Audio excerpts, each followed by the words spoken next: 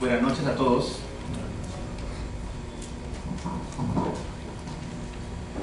Muy buenas noches a todos, queremos. En principio, el tema es un tema bastante, yo diría, extenso, porque hay que recorrer varias materias que inclusive ameritarían una conferencia propia, ¿no? La casación, por ejemplo, es solamente una conferencia. Sin embargo, la idea, creo yo, de presentar los recursos impugnatorios es tal vez plantear algunas cuestiones que nos parecen, desde el punto de vista de la litigación, interesantes, y eso nos permite a nosotros mejorar nuestra capacidad, nuestras competencias como abogados. Antes de empezar propiamente el tema, quiero hacer tres precisiones en realidad, ¿no? La primera, de la importancia del tema. En lo personal, en mi ejercicio profesional, la primera vez que asumí mi papel de abogado fue justamente haciendo una apelación, hace muchos años. Y creo que a todos nos ha tocado alguna oportunidad, como se dice, los abogados Nobel recién empiezan, eran pues a resultar muertos, ¿no? Cuando una sentencia ya ha sido adversa, digamos, bueno, ¿qué se tiene para perder? No darle caso a un abogado para una apelación. Sin embargo, y eso es interesante ver, ¿no? La apelación tiene que ver con el segundo punto que quería tocar, ¿no? Que tiene que ver con el tema del error judicial. Y el error judicial siempre, históricamente, desde la fundación del derecho penal moderno, que es con el proceso de la Ilustración, más o menos siglo XVIII, siempre se aceptó que el error en el sistema de justicia penal siempre era a favor del imputado. Históricamente fue así. De ahí que el concepto de certeza en la libre valoración de la prueba era un concepto de certeza afincado en la idea de ese siglo, de la evolución de las ciencias, ¿no? Es decir, para poder entender los recursos impugnatorios tenemos que aceptar las limitaciones que tienen los jueces al momento del fallo. Solamente para ya ir, digamos, planteando una temática, ¿no? La interpretación que puede haber, un error injudicando, ¿no? En interpretación de una ley penal, como puede ser cómo probamos el dolo, puede generar una serie de diversidad de puntos de vista. Y que esta limitación que tienen los jueces, porque en realidad hay una limitación implícita, por ejemplo, el alcance de la ciencia, ¿no? Seguimos siendo que el derecho penal es el furgón de cola del desarrollo de las ciencias. Por ejemplo, la valoración probatoria de los testimonios, con las reglas más avanzadas supuestamente de los acuerdos plenarios, ¿no? 01, 2011, ¿no? Por ejemplo, para la valoración probatoria de las declaraciones de la víctima, en las retracciones, ¿no? No se ha podido superar un estado de las ciencias del derecho procesal para poder evitar el error. La verdad es que el error se presenta constantemente y justamente la impugnación trata de corregir eso. Hay una revisión, una impugnación que trata de componer un error, y este error tiene una naturaleza epistemológica en las limitaciones que tiene el juez para poder conocer algo. Y estas limitaciones son de recursos y de tiempo. Si nosotros miramos que si tuviéramos todo el tiempo, los jueces tendrían todo el tiempo para conocer un caso, tal vez su error se redujera. Sin embargo, no tienen todo el tiempo, porque cada vez la carga procesal es mayor. Entonces, su tiempo es limitado en el conocimiento de un caso, y también los recursos para poder investigar. Un sistema penal como el peruano, se dan cuenta, le da mucha importancia a los recursos impugnatorios, y este tema es vital. Yo creo que un abogado puede ignorar casi todo, menos los recursos impugnatorios, porque si no, ¿cómo trabajaría? Porque constantemente tiene que apelar, porque constantemente no solamente apela por hacer una litigación maliciosa, ¿no? Apela porque realmente se encuentra no, ya no con errores, sino a veces se dice, jugando con el idioma, con horrores, con cosas que a uno, si más adelante le contaría dos resoluciones que a mí realmente me parecieron insólitas, por decirlo menos, sino que uno tiene que entender como abogado, y creo que esa es la sapiencia de la experiencia, que uno no escoge las cartas, sino uno tiene que aprender a jugar con las que existen.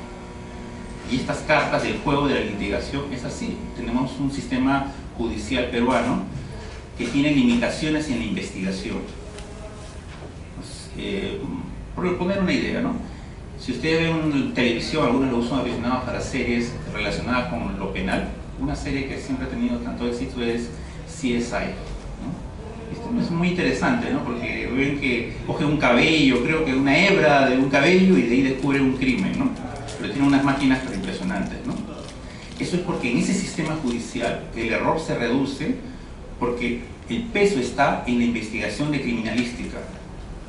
Y en cambio aquí, como no tenemos esa capacidad, y si la tenemos no se ha invertido en criminalística, tratamos de solucionar todo con fórmulas. Al final de cuentas, el derecho procesal peruano es un derecho formulario. Y entonces hay muchas presunciones, hay muchos acuerdos plenarios que establecen verdades, ¿cierto?, probatorias, en las cuales es imposible a veces discutir, si es que uno no tiene la capacidad de entender cómo se está moviendo el sistema, ¿no? Quería hacer esas dos precisiones, ¿no? Una cosa última, ¿no?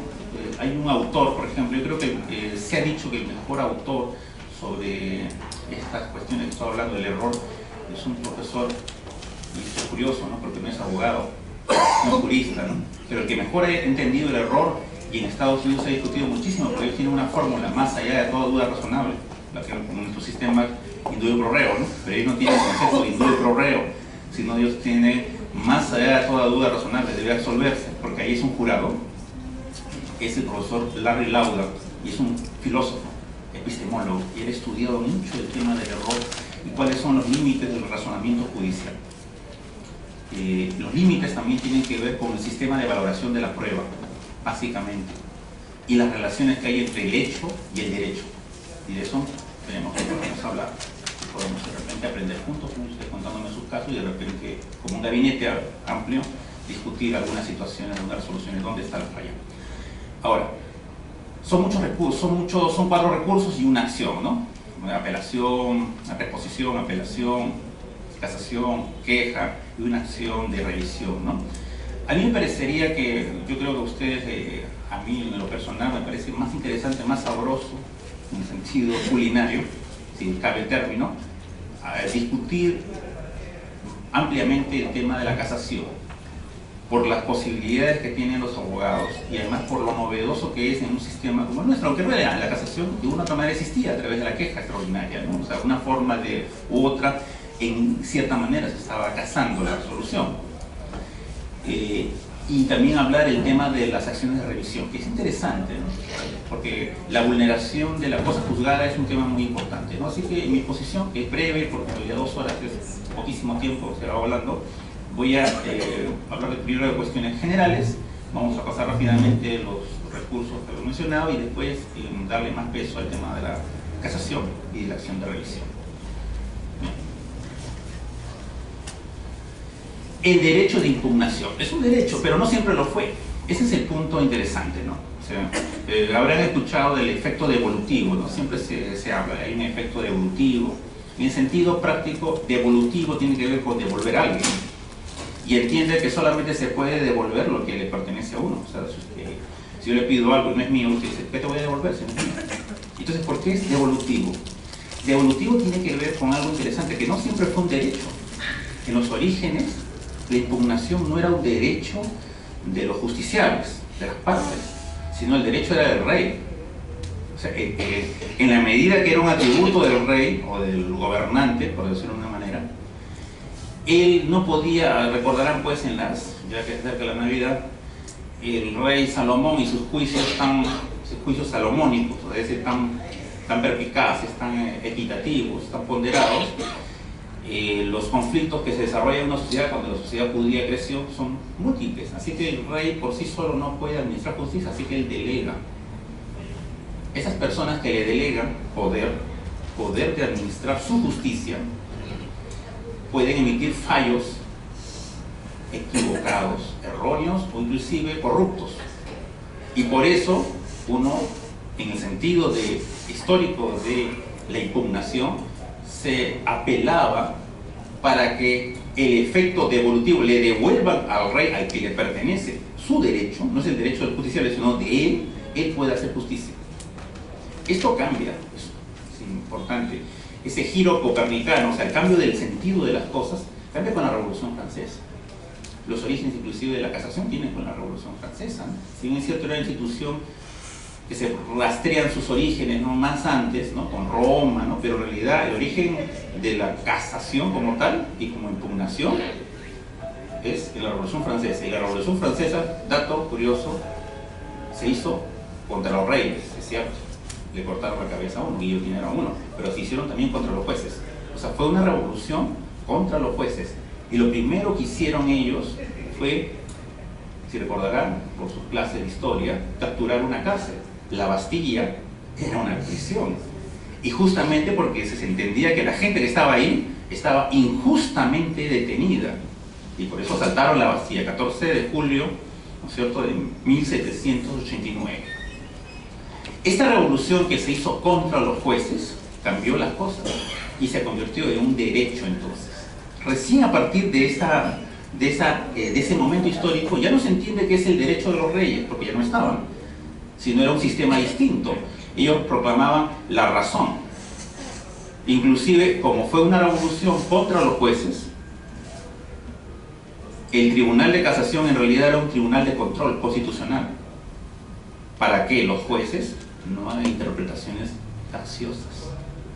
Inclusive decían, ni siquiera deben llamarse tribunal, porque no vaya a ser que interpreten. Recuerden que la frase histórica de Montesquieu, que el juez es la boca por la cual habla la ley, o sea, que los jueces son simplemente aplicadores de la norma. Hasta ahora lo decimos, ¿no? El juez no ha aplicado la norma, ha inaplicado, cuando sabemos que ese término es impreciso, ¿no? Porque ni nadie aplica o inaplica, siempre interpretan de una u otra manera, ¿no? Están interpretando, ¿no? Claro, alguien me diría, profesor Pizarro, pero hay normas que son tan claras que no requieren ninguna interpretación. Dígame una. Por ejemplo, el que mata a otro. Está claro, ¿no? ¿Quién va a dudar de la literalidad gramatical del término, ¿no? El que mata a otro. Y yo les pregunto, ¿y cuándo empieza la vida para matar? ¿Y cuándo termina? Es decir, cuando una persona sufre un accidente, usted le puede retirar los órganos, pero todavía está viva. ¿Vive en qué sentido? Pulmonarmente, su sistema cardíaco funciona, pero su cerebro de repente está neurológicamente apagado y entonces le pueden extraer, pero alguien diría, están matándolo. ¿Y cuándo empieza la vida? En las inseminaciones in vitro, cuando desechan un óvulo fecundado, están cometiendo aborto, ¿no es cierto? Dependiendo de la interpretación que le dé, ¿no? Porque si usted hace una interpretación religiosa, dirá que ya hay vida. Y cuando el médico hace su pie así y levanta el tacho y tira ahí, está matando a alguien.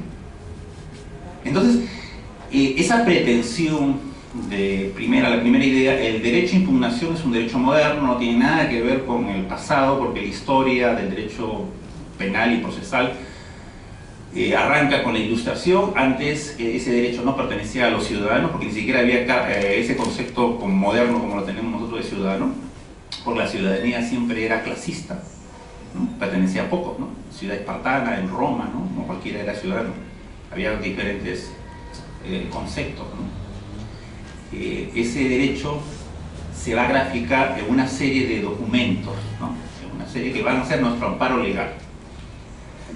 Por ejemplo, sustento, ¿no? Lo que a veces los abogados ponemos como sustento. El Pacto Internacional de Derechos Civiles y Políticos. Pero si se dan cuenta, es interesante, ¿no?, que esto es posterior a la Segunda Guerra Mundial. Toda persona declarada culpable de un delito, si se dan cuenta, también tiene que ver otro de los rasgos del derecho penal que ha ido cambiando, ¿no? porque el derecho penal era un conflicto entre el Estado y el individuo, no entre individuos, por el tema de que era una situación de heterocomposición, no de autocomposición. La autocomposición había sido superada, ¿no? O sea, había un tercero que trataba de dirimir, ¿no? Y había un fiscal que era un persecutor, ¿cierto? Y en Estados Unidos, por ejemplo, los fiscales eran privados, era una justicia privada. Es con Roosevelt que recién cambia, ¿no? Recuerdan en las películas los sheriff, cuando habían cuatreros que robaban ganado, la gente que era propietaria del ganado tenía que pagarle de su bolsillo para que salieran a perseguir a los delincuentes. La justicia era privada, no era pública. No era un bien público, sino era un bien privado. En esa idea, la víctima no tiene ningún rol, ¿se dan cuenta? La víctima está anulada, la víctima va a ser representada por el persecutor, por el fiscal, ¿no? Y se dan cuenta que ahí habla del declarado culpable de un delito, ¿no? Es diferente, en cambio, en la Convención Americana sobre Derechos Humanos, ¿no? Porque habla del derecho de recurrir y lo hace extensivo, por lo tanto, también a lo que llaman ahora en el código, ¿no? El actor civil o la parte civil, ¿no? Los sujetos procesales. O sea, ya no limita, en este caso, solamente el derecho de impugnar a un sujeto, sino los sujetos procesales. En la Constitución, que siempre es citada por las resoluciones judiciales, ¿no? En este párrafo, ¿no es cierto?, de las garantías, el artículo 131, inciso 6, habla de la pluralidad de la instancia, ¿no? Y utiliza esa terminología muy distinta, se dan cuenta, cuando nos ubicamos en la ley orgánica del Poder Judicial. Para se dan cuenta que hay una discrepancia ahí, ¿no? Metodológica también, ¿no? De análisis. Porque en la ley orgánica habla de doble instancia. Y en la Constitución habla de pluralidad. No necesariamente lo mismo, ¿no? Hablar de una instancia plural y de una doble instancia. Y eso sería el amparo legal, la cobertura legal para la impugnación. Ahora, es obvio que la impugnación se delimita por un objeto, ¿no? Es un clásico, pues, en el mundo de la litigación, impugnar la apelación, pues, de la detención, apelar la detención, porque ¿quién no va a apelar eso, no? Todo el mundo que es detenido, aunque considere que es culpable, considera que debe ser procesado en libertad. Y entonces hay un objeto impugnable. O sea, usted no puede impugnar el auto de procesamiento, pero sí impugna un extremo de ese auto, que es justamente la medida coercitiva personal, ¿no? Que es la restricción a su libertad. En este caso le ha impuesto una detención. O sea, es importante que en toda impugnación se fije, se delimite el objeto de lo que usted está impugnando, porque tiene que ver también con los alcances del tribunal que va a revisar. Eso lo vamos a ver, cuál es el ámbito y los alcances del tribunal revisor.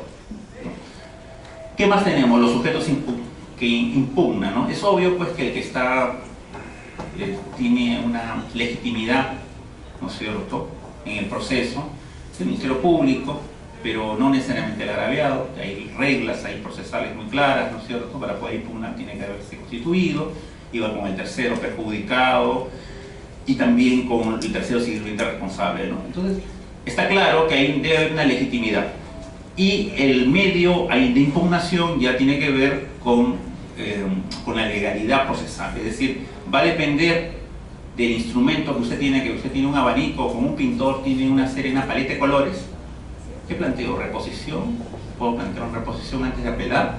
Le pido al tribunal que reponga, o sea, que revoque su propio fallo en ese extremo de una resolución, de un acto impugnable, o apelo. Si me deniega la apelación, voy en queja, y si puedo ir, si me declaran infundada mi queja, puedo ir en casación. O sea, todas esas preguntas tienen que ver con ¿qué? Con una legalidad, ¿no? Porque va a haber requisitos, ¿no es cierto? No solamente requisitos de mucha formalidad como son el tiempo, el plazo, me refiero, para impugnar, ¿no? Sino requisitos que tienen que ver con las posibilidades que usted va a tener para apelar, para impugnar. Y estos son limitaciones. Así que, cerrando esta idea, podemos decir que hay un derecho a impugnar, pero tiene límites. Eso está claro. O sea, hay un derecho para impugnar, pero con límites. plazo. Claro, el plazo es un... miren, usted que dado que usted lo dice, me parece interesante. Si usted analiza la historia de la Corte Suprema Peruana, que no es muy... no se ha caracterizado precisamente por sentar mucha doctrina, ¿no? Recién en los últimos 10 años, ¿no? Se han apurado, ¿no? En hacer sus jurisprudencias vinculantes, ¿no? Sus acuerdos plenarios. Pero la Corte Suprema Peruana siempre ha estado, ha tenido una pretensión, es mi interpretación de los hechos. Históricamente siempre la Corte Suprema Peruana se ha mirado como un espejo con la Corte Suprema Americana. Siempre ha querido ser igual.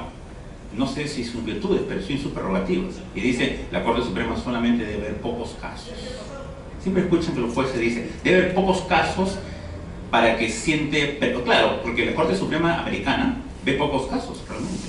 O sea, no todo llega a la Corte Suprema, solamente, y es lo que escogen lo que se llama, lo que acá llamaríamos sentar precedente, uniformar la jurisprudencia, y hacen lo que se llama los leading case, o sea, casos líderes para poder sentar una línea de interpretación.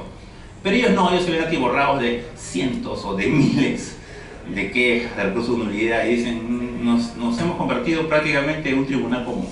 Entonces siempre han tenido, es una interpretación mía, ¿no? Subjetiva, los supremos que han querido zafarse de carga. ¿Y cómo lo han encontrado? Con el tema del plazo. Es decir, muy estrictos en el concesorio. Dicen, nulo el concesorio, ¿no? Porque es una manera de, y lo vemos, eso creo que si hay una evidencia puede amparar mi opinión, es en la última resolución donde discuten sobre cuál es el plazo, de cuándo se puede computar el plazo, si el momento de la interposición o de la fundamentación, ¿no?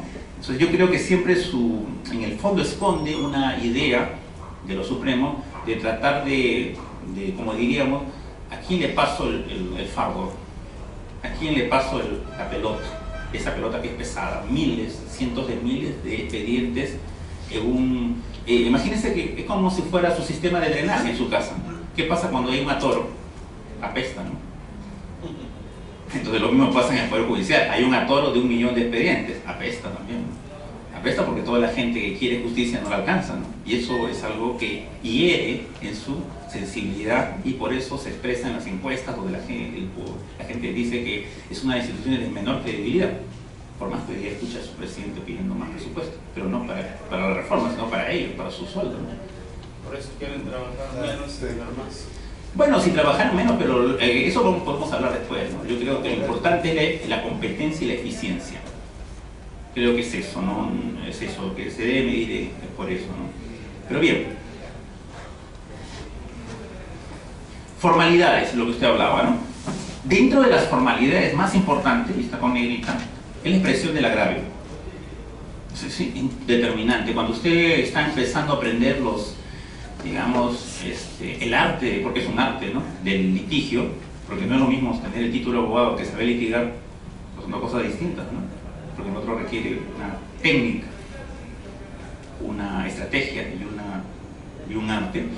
Cuando uno empieza a aprender el arte del litigio, aprende lo primero que escucha de sus maestros, de sus preceptores, ¿no? Le dicen, encuentra el agravio y tienes que delimitar el agravio en tu recurso. Establece el agravio, porque es lo primero que te van a preguntar. Cuando ustedes hacen cola y van a informar en la Corte Suprema, recordarán que siempre uno puede no ganar, pero a veces uno puede perder, pero lo que no debe perder es lo que es la dignidad.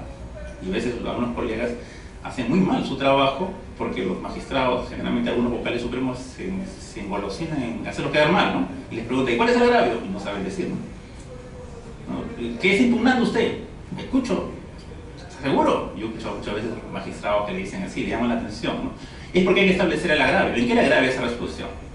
Claro, está claro que si una resolución lo ha condenado a su patrocinado, ese es el agravio, ¿no? La condena, ¿no? Pero no siempre es tan prístina, tan claro el agravio, por ejemplo, ¿no?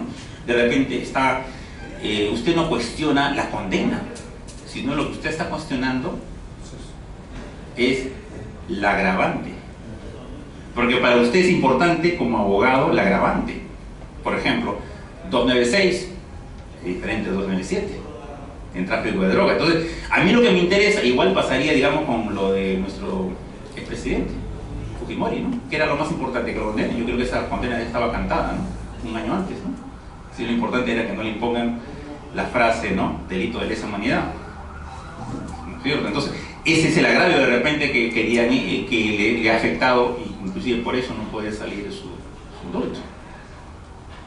Entonces, hay que precisar en el recurso de impugnación cuál es el agravio de esa resolución. ¿En qué lo agravia? Si no hay agravio, debe ser declarada inadmisible, porque no es expresado el agravio el impugnante, ¿no? Bueno, lo que hablábamos de la forma, hay una forma, un plazo, ¿no? Los plazos tienen una finalidad, ¿no?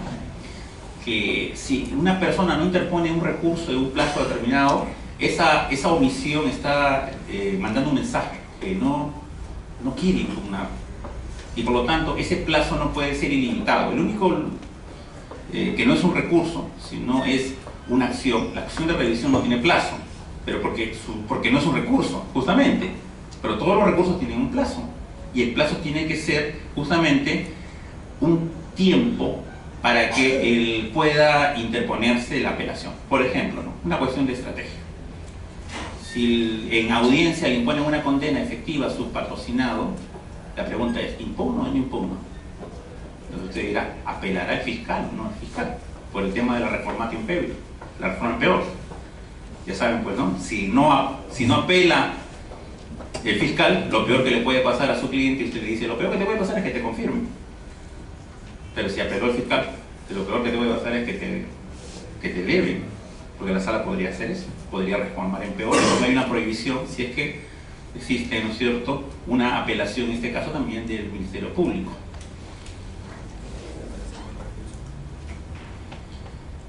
Hay que hacer la precisión, sustento, de la impugnación, ¿no? Esto yo le he entregado a los organizadores, o sea que supongo que se lo van a distribuir, ¿no? O sea, el PowerPoint es largo, ¿eh? Tiene como 170 vistas, entonces ustedes en su casa lo pueden ver con sumo detalle, ¿no? La idea no es leerlo, obviamente, ¿no? Sino tratar de hacer una discusión jurídica de algunos puntos que me llaman la atención, ¿no? El ámbito, ¿no es cierto? ¿Qué usted va a impugnar? ¿El objeto penal? ¿El objeto civil? ¿Cierto? El monto de la reparación, de repente, lo que quiere discutir usted, ¿no? El objeto civil, ¿no? El objeto civil producto de una pretensión civil, ¿no? Que en nuestro nuevo código pues ha separado eso. O sea, esta es una pregunta de bobos, ¿no? Así dicen, preguntas que hacemos los profesores para agarrar a un alumno, ¿no? La pregunta siempre es, ¿por qué se impone una reparación civil si es un proceso penal? O sea, ¿por qué el objeto civil está dentro de un proceso penal? Cuando eso podría ser una indemnización. Y además, tal como está configurado en nuestro Código Penal, se rige por las reglas exclusivamente del derecho civil, no penal. O sea, no hay ninguna línea. Usted ve cualquier libro de reparación civil, no hay nada de penal, todo es civil. ¿Y por qué creen que está junto? ¿En todos los países del habla iberoamericana está junto? ¿O es que hay algún momento que se ha separado? Tiene que ver con una razón de economía, pero es una decisión absolutamente del legislador. El legislador ha querido que estén juntas. La respuesta es muy simple, la ley lo ha señalado así, y así el fiscal tendrá que pedir una reparación civil. En algunos casos ni siquiera sabe cómo fundamentarla, porque aparentemente no hay perjuicio, o el perjuicio es un perjuicio totalmente gaseoso, difuso. Por ejemplo, en la conducción de estado de ebriedad, ¿cuál es el perjuicio? Si no hay agraviado directo, dice la sociedad. Pero ¿cómo cuantifican el fiscal que si en su aboles 1000, 2000, que por la teoría del impacto asustó?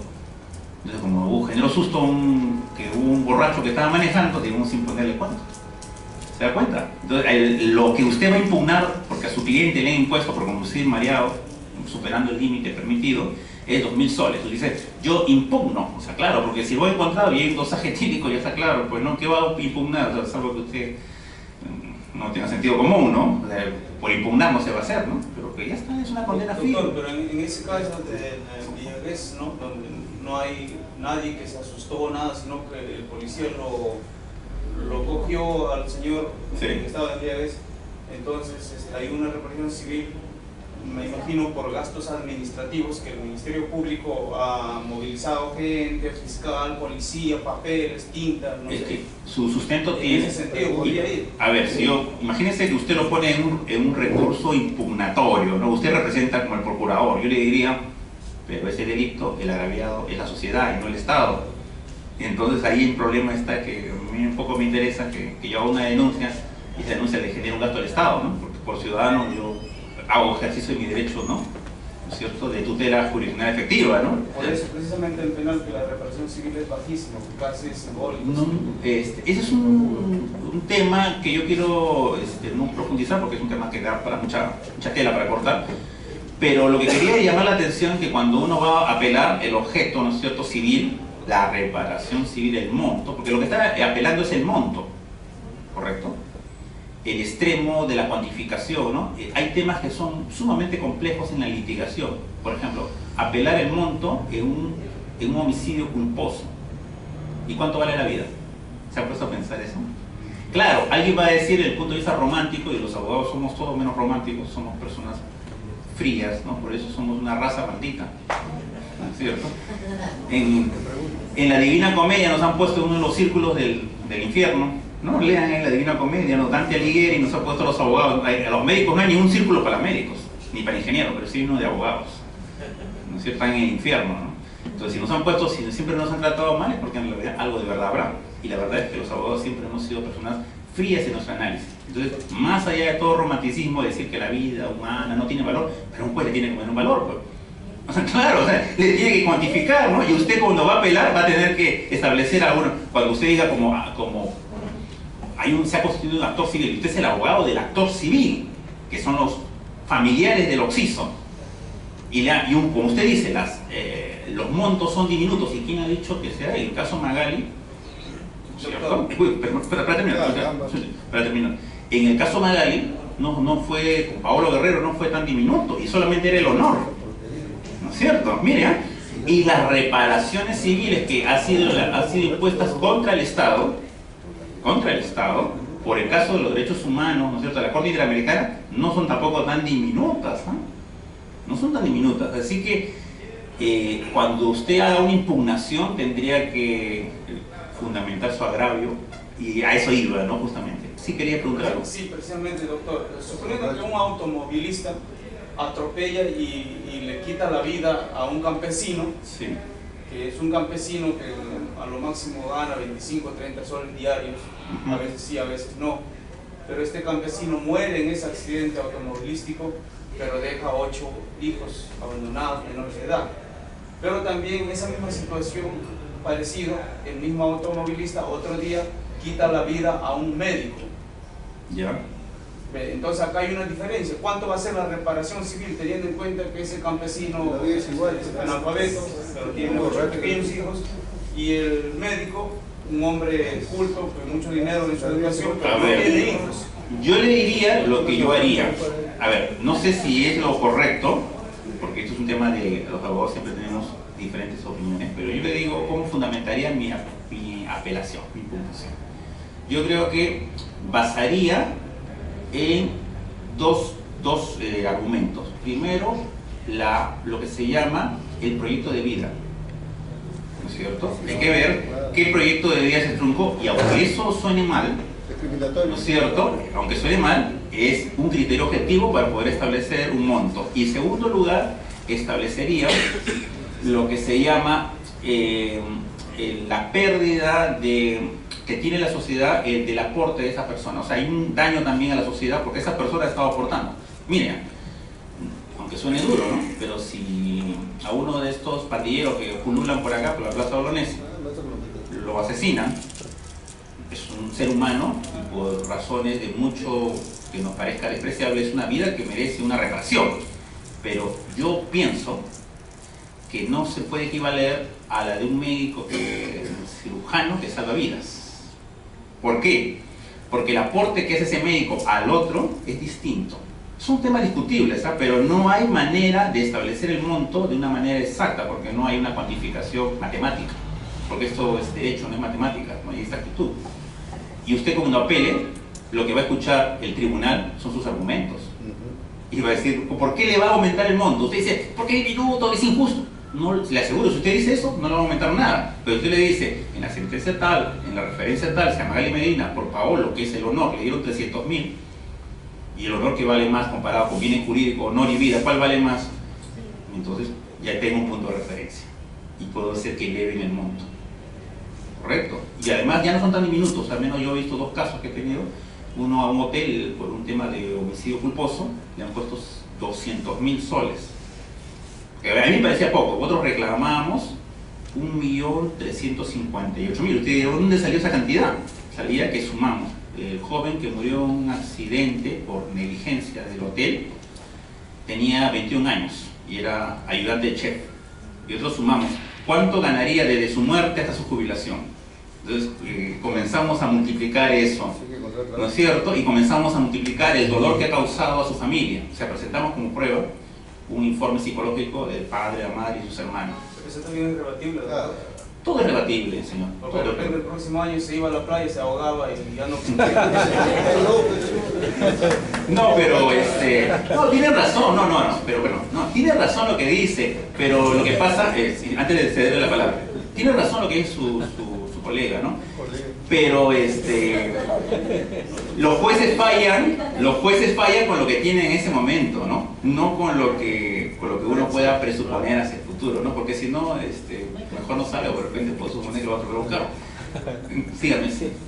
2 preguntas nada más. Sí, dígame. Y sobre si no vamos empezando, porque ni siquiera habló de los temas. Breve nomás, doctor. Usted habla acerca del agravio, ¿no es cierto? Por Sí, sí. Una operación tipo del agravio, ¿no es cierto? Me ha causado agravio. ¿Hay diferencia entre el agravio en el proceso penal y el agravio en el proceso civil? ¿No? O sea, ¿hay alguna diferencia? Otra, con respecto a la reparación civil, en este momento los jueces solamente le ponen un monto, ¿no? No especifican qué conceptos abarca el monto, daño emergente, lucro santo, daño moral de la persona, proyecto de vida, no le pone, ¿no es cierto? Yo estuve averiguando, ¿no?, acerca de por qué se hacía esto y llegué a leer algunas cosas donde decían de que también se tomaba en cuenta en la posibilidad que tenga quien va a pagar, ¿no? ¿De qué me vale a mí ponerle 300.000 soles por la muerte de un pandillero, por ejemplo, si sé que lo va a hacer Juan Pérez, que con la puta es por X motivo lo ha matado, ¿no es cierto? No lo va a poder cumplir. O sea, en ese aspecto hay bastante de que hablar con respecto a la reparación civil. Sin embargo, la ponderación de la vida es un tema bastante discutible, pero lo que yo creo que no puede dejarse de discutir es, oiga, señor juez, usted va a poner una reparación civil, correcto, pero dígame pues, ¿qué concepto comprende? ¿No es cierto? Yo creo que eso sí se debe exigir, ¿no? Bueno, eso lo vamos a ver, creo lo que usted dice con respecto al segundo extremo, ¿no? Es un defecto pues en la motivación de la resolución, ¿no? O sea, una resolución debe estar motivada porque debe dar cuenta o justificar por qué es 1.000 y no 10.000. Yo no digo que escriba un libro, o sea, uno no debe esperar de una resolución judicial un ensayo jurídico, eso está claro, ¿no? Pero debe sí expresar con un lenguaje claro por qué es 1.000 y no 10.000, por decir una suma, ¿no? Y cuando usted dice que eso está vinculado a la capacidad de pago, eso es un argumento que no considero válido, que es cierto que ha existido, pero que no es válido porque la reparación civil no tiene como referencia la posibilidad de pago, ¿no es cierto?, en este caso de a quien se la va a imponer, si no tiene que ver en sí mismo como el objeto de análisis, que es la indemnización, ¿no? Y por eso contesto a la primera parte de su pregunta. Con respecto al extremo del agravio civil, no hay ninguna diferencia con respecto a ese extremo. Con respecto a todo lo demás, tendrán el nombre de proceso, pero son distintos, diferentes en su configuración, en su estructura, tendrán nombres parecidos, ¿no? En algunas instituciones, ¿no?, se parecerán algunas cosas, ¿no?, pero el proceso civil no tiene nada que ver con el proceso penal, son totalmente distintos. Aunque ha habido siempre pretensiones de ver instituciones comunes, ¿no?, cursos como Derecho Jurisdiccional, Montero Aroca, ¿no?, ha querido hacer una unificación, hacer una especie, ¿no?, de matriz común, ¿no? Es cierto que hay cosas que son comunes, ¿no?, pueden ser en términos, terminología, ¿no?, ¿cierto? Uno lee un libro de Hernando de Echanía, que creo que es un libro de cabecera, ¿no?, sobre las impugnaciones, ¿no?, y usted ve un libro de Montero Aroca en penal, pues, bueno, son parecidos, ¿no?, pero si usted lee un poquito más, es como decir correr la cortina, que todo, mirando la sala, todas las salas se parecen, pero usted corre la cortina, usted ve que las cosas no son tan parecidas, ¿no? Pero con respecto a ese extremo sí del objeto civil, ahí sí no hay ninguna diferencia. No hay ninguna diferencia, ¿no? Bien. Dentro bueno interesante. Bien. Ok, entonces, eso es lo que hablamos de la reforma en peor, ¿no? Y vamos a de frente a los recursos porque creo que si no, no vamos a alcanzar el review, son cerca de las 8. El review no entramos en ningún recurso, ¿no? Bien, entonces tenemos ahí 4 recursos. Está claro que tienen diferentes alcances, ¿no? Diferentes características, diferentes requisitos y diferentes propósitos. O sea, eso está claro, ¿eh? Es decir, no es un tema de nombres, sino tienen diferentes propósitos. La reposición, su propósito es, en realidad la reposición, inclusive en palabras del maestro español Niceto Alcalá Zamora y Castillo, decía que la reposición tenía un problema de nombre. Así que cuando usted tiene un nombre que no le gusta, es un nombre equivocado, porque en realidad no se trata de reponer las cosas, sino de modificar, ¿cierto? Y en realidad debería, como es en administrativo, es una reconsideración, va de cuenta, es algo simple, es una reconsideración o súplica. Entonces, imagínese que usted tiene una audiencia, ¿no? Y usted ha apelado a alguna incidencia que ha ocurrido en plena audiencia, ¿no? Correcto, ¿no? Y entonces, perdón, usted ha hecho un pedido en una audiencia y la sala no ha acogido su pedido. Puede ser algo tan simple como si usted ofreció una prueba y dijeron, no procedente, no se admite. Si usted piensa, dice, ¿qué hago? ¿Voy en apelación? Me van a denegar. Voy en queja por denegatoria de apelación. Pero voy a hacer un gasto y no sé si voy a tener éxito. Entonces de repente surte efecto y pido una reposición. O sea, que decir, súplica. Y ese término que utilizaban históricamente, ¿no? En los recursos, ¿no? Clásicos, ¿no? La súplica. Suplica usted, ¿cierto? Que pueda reconsiderar su resolución y modificarla, ¿no? ¿Cierto? Y eso se conoce en nuestro nuevo Código Procesal como la reposición, ¿no? Que existe en otros ordenamientos, ¿no? Que no son penales, ¿no? Entonces, claro, la limitación es que no solamente está vinculada a los, ¿no es cierto?, en el caso a los decretos, ¿no? Esa es una limitación. Segundo, que tiene que ver con eliminar la injusticia. Y eso es para todos los recursos impugnatorios, ¿no? En el fondo hay algo de injusto, ¿no? Y eso lo vamos a ver mucho más con la acción de revisión. Porque la acción de revisión, la única lógica que tiene para poder revisar una sentencia que ha hecho cosa juzgada es porque hay algo injusto. ¿Correcto? Entonces, hay alguna resolución injusta y por lo tanto yo pido que al mismo juez que dictó la resolución, él la pueda, ¿no es cierto?, revocar. ¿Una resolución fraudulenta? No, fraudulenta no. No, porque es el mismo juez, imagínense, ¿no? Y eso tiene que ver con un sentido también práctico, ¿no? Para evitar dilaciones, gastos también. Recuerden que un proceso es un tema del gasto del Estado, había dicho, pero también es gasto para los litigantes. Y el recurso más valioso que tienen los litigantes en el nuevo Código Procesal Penal es su tiempo. Una chiquita más. Sí. Cuando un juez acepta un recurso de reposición, o sea, ¿cómo lo resuelve? Porque por ejemplo, si es en audiencia, en el acto. No, pero o sea, ¿cómo lo resuelve? Mejor dicho, ¿cómo lo explica? Porque en civiles, ya, esa resolución está mal, ya, declaro la nulidad y así debe ser, ¿no es cierto? La declara tal. O sea, ¿cómo lo pone?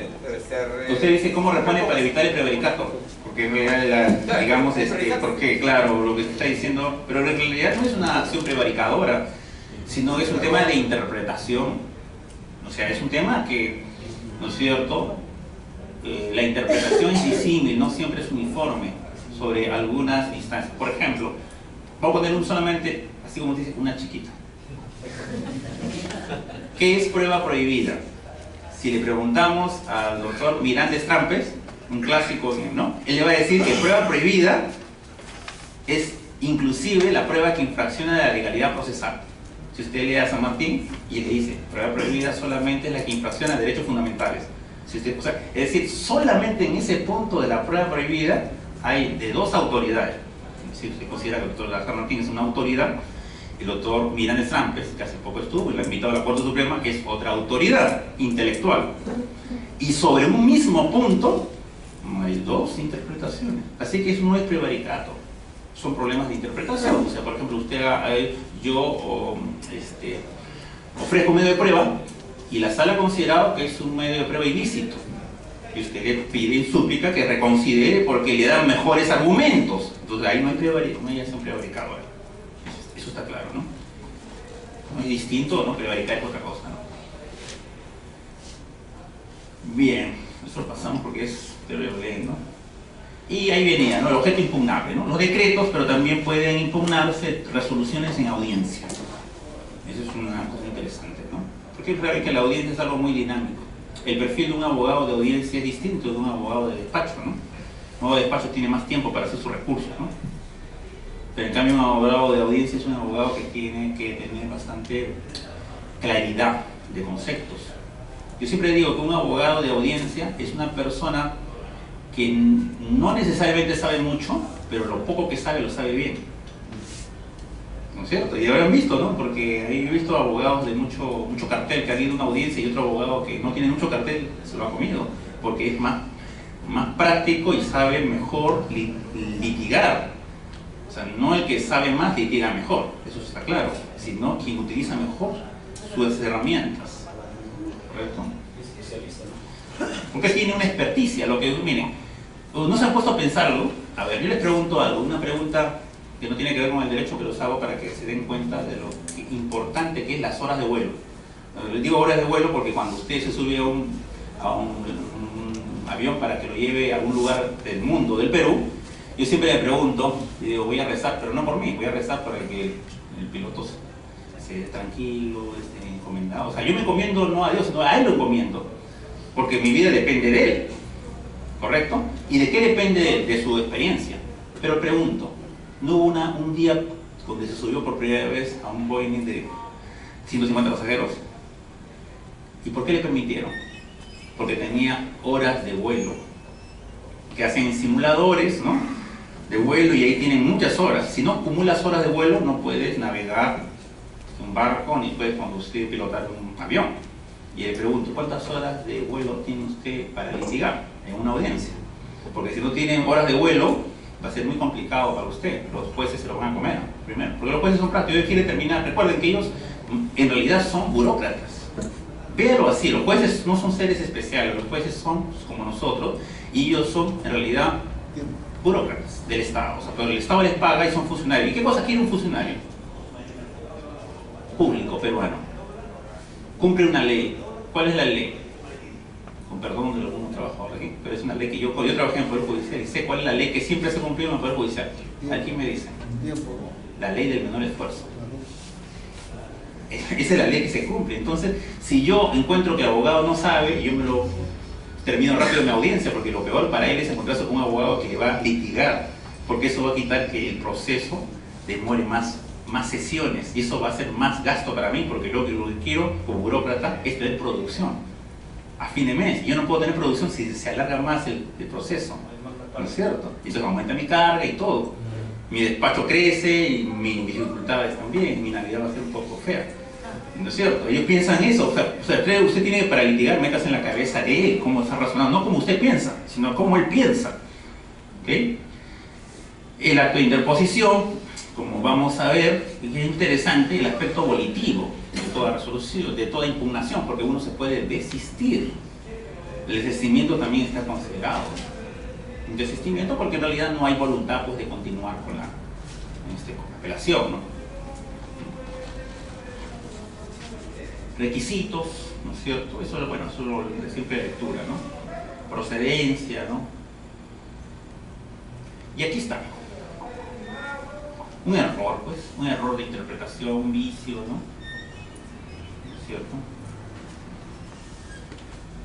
Bien. Apelación. Ahí aparecen algunas palabritas, ¿no? Primero dice que es un recurso ordinario. Y por lógica, contrario sensu, si si hay algo ordinario, debe haber algo extraordinario. ¿Cierto? ¿Y por qué le llamamos que la apelación es algo ordinario? Y tiene que ver que es algo ordinario porque, a diferencia de otros, como la casación, tiene causales específicas.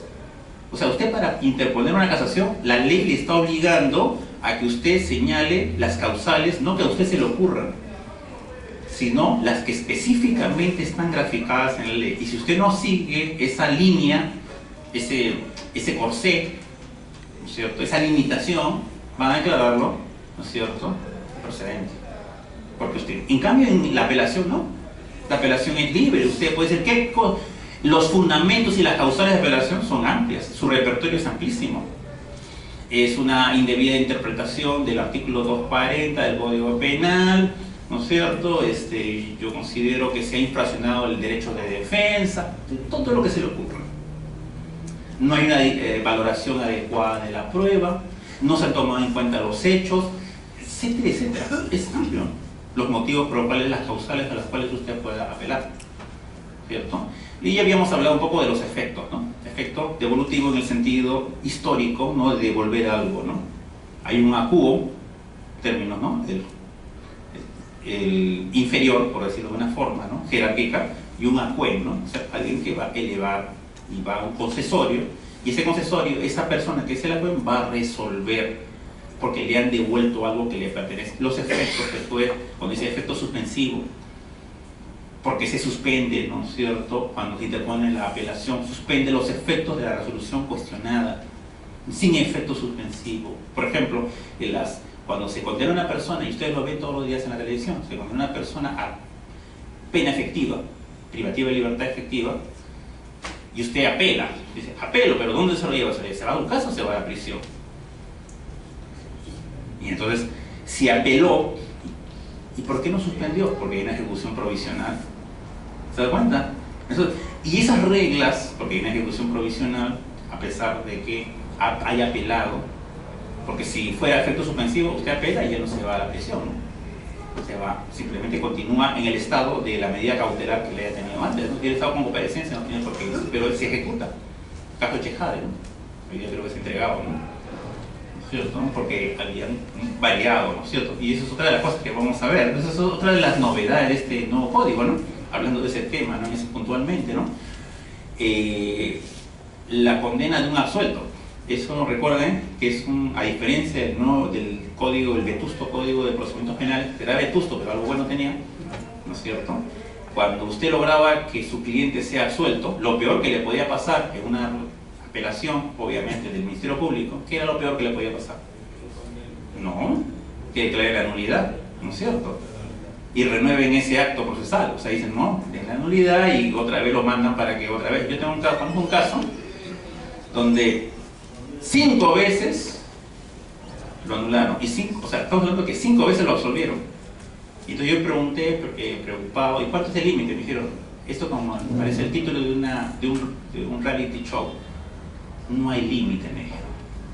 No hay límite legal, ¿no? Podría seguir y así, ¿no? Claro, el límite, ¿saben cuál es? Es constitucional, el plazo razonable. Porque ese señor, 12 años ya lo tenían así, entre ese y subía y bajaba, ¿no? Imagínense, 12 años así. Pero en cambio, en nuestro nuevo código, sí cambia, hay una modificatoria, porque usted logra una solución, se va contento. Ya lo absolvieron, ¿no? Pero ahora, hay un libro inclusive que un magistrado supremo ha publicado, que se llama, tiene ese título, se llama La condena del absuelto. Entonces, no todo, como dicen algunos, el nuevo código es beneficioso para los imputados, también hay cosas que son de cuidado, ¿no? Es un recurso ordinario, devolutivo, sin limitación de los motivos, ¿cierto? Que causen un agravio, etcétera, ¿no? ¿Y qué cosa es lo que reclama usted? ¿Qué es lo que reclama en realidad? Puede reclamar qué cosa. Primero que revoquen, ¿no?, la sentencia, que sea revocada. Pero también puede ser que no pida que se revoquen, porque toda apelación implícitamente es un pedido de nulidad. O sea, usted lo que puede pedir es que declare nula, insubsistente en dictamen, ¿cierto? Prohíbe ese acto, ¿no? O puede ser que no pida ni lo uno ni lo otro, simplemente pide que la modifique. ¿En qué? En los extremos que usted considere que están generando el agravio, ¿no? Puede ser, le han puesto 20. Se dice lo proporcional y razonable aplicable a ese caso, porque había atenuantes, era 12. Claro, eso también de la cuantificación es todo un rollo, ¿no? Por decirlo de una manera criolla, ¿no? Porque no hay ninguna teoría exacta que los jueces utilicen. Yo les cuento una anécdota. Cuando iniciaba mis prácticas en un tribunal, tuve la suerte que el profesor de San Marcos era magistrado, y quiero practicar, y me manda ya. Y entonces yo veía, estaba ahí pues como alcanzarrejones, o sea, que lleva papeles por aquí, bueno, no le iban a hacer eso por ser expediente, ¿no? Entonces un día de curioso le pregunto, doctor, tengo una duda. Sí, ¿cuál es? Yo he visto que en esta sentencia el fiscal estaba pidiendo 15, pero ustedes han puesto 13. Yo quisiera que me diga qué criterios utilizan para poner 13. Entonces él me dijo, mira, nosotros siempre tratamos de hacer las cosas por consenso. Entonces nos reunimos y dice, ¿cuánto pide el fiscal? 15. Uno dijo que le pongan 15, otro dijo 12. Yo dije, ni para ti ni para mí, que sea 13. Y aunque parezca gracioso, es algo pero terrible, es muchas veces la realidad. Porque la realidad es va más allá de nuestra propia imaginación. Porque una cosa es lo que pensamos, miren, la justificación de una resolución a veces es como la falacia del bull. No sé si saben esa falacia. La falacia del bull es que siempre uno acierta y le dan el bull. El bull es muy difícil, ¿no? O sea, el bull lo que es un juego, ¿no? Es que uno tira un dardo, ¿no? Y dice, ¿cómo hace para darle siempre en el centro? Entonces hacen así, ¿no? Más o menos así. Tiras el dardo, lo clavas en la pared, agarras un plumón y dibujas las rayas. Y siempre está en el centro. Los jueces hacen así a veces. ¿Cómo razonan como la falacia del bull? Ellos deciden condenar y después le dicen a alguien, busca los argumentos. O deciden absolver y después dicen, busca los argumentos. Cuando debería ser a la inversa, ¿no? No es cierto, no, porque lo lógico es que eso no tiene que ver con que sea el viejo o no sistema penal. Es un tema de razonamiento. Y aunque puede parecer equivocado, no necesariamente. Había un filósofo Peirce que decía que eso era más bien lo correcto, porque la intuición es una forma de inteligencia. Entonces, intuitivamente dicen, yo después de haberme escuchado pues 30 sesiones de audiencia, llevo la convicción de que es culpable. Y ya el alegato ya es simplemente un relleno, ni lo escuchan, porque ya llegó la convicción de que es culpable y están preparando la sentencia para condenarlo. Entonces, no es que han hecho un razonamiento muy profuso de las pruebas, sino han llegado a la conclusión de que es culpable y después han buscado los argumentos para poder condenarlo. Igual pasa a la inversa, ¿no? Entonces, claro, eso no debería ser así, pero eso cuando ahorita toquemos el tema de la casación, si me permite llegar a ese punto, de la casación, a lo mejor al fondo, a ver, sí, doctor, tiene que levantar un poco la voz. Sí, doctor, quería preguntarle ¿qué tiene que ver el recurso de apelación con la ley 27454? Si me dice, por favor, mi memoria. La ley que modifica el artículo 300 del Código de Procedimientos Penales, que cuando el fiscal apela y apela uno... eso tiene que ver con la reformatio sí, tiene la prohibición de reforma en peor. Lo que pasa es que, a ver, en nuestro Código de Procedimientos Penales es un Frankenstein, usted sabe, ¿no? O sea, es como nuestra comida, es mistura. Porque en realidad dicen que es inquisitivo, pero nunca fue inquisitivo, siempre fue mixto. Y también es como ahora, dicen que es acusatorio. Yo digo que no es acusatorio, es también mixto. ¿Por qué? Porque si fuera acusatorio no habría prueba de oficio. Y el nuevo código permite prueba de oficio, lo cual desvirtúa, ¿no? Porque recuerde que en lo acusatorio hay un juez que es, no neutral, pero que es distante de las partes, ¿no? Pero la prueba de oficio compromete su opinión, porque si el juez está ofreciendo prueba de oficio, está ordenando que se actúe una prueba de oficio, es porque de una u otra manera él ya tiene una visión. Y el nuevo código, si usted revisa bien, permite y faculta a los jueces a ordenar prueba de oficio.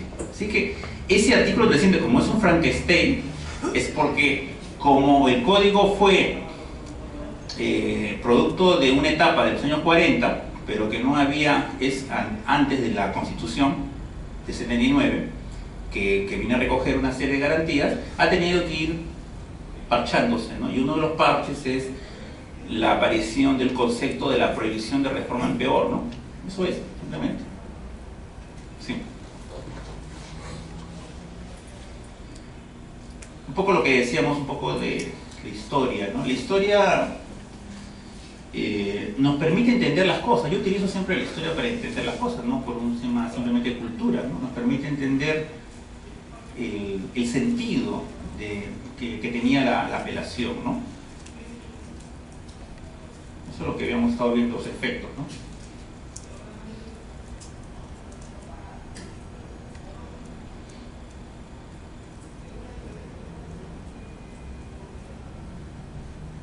Eso es lo que hablamos del desistimiento, ¿no?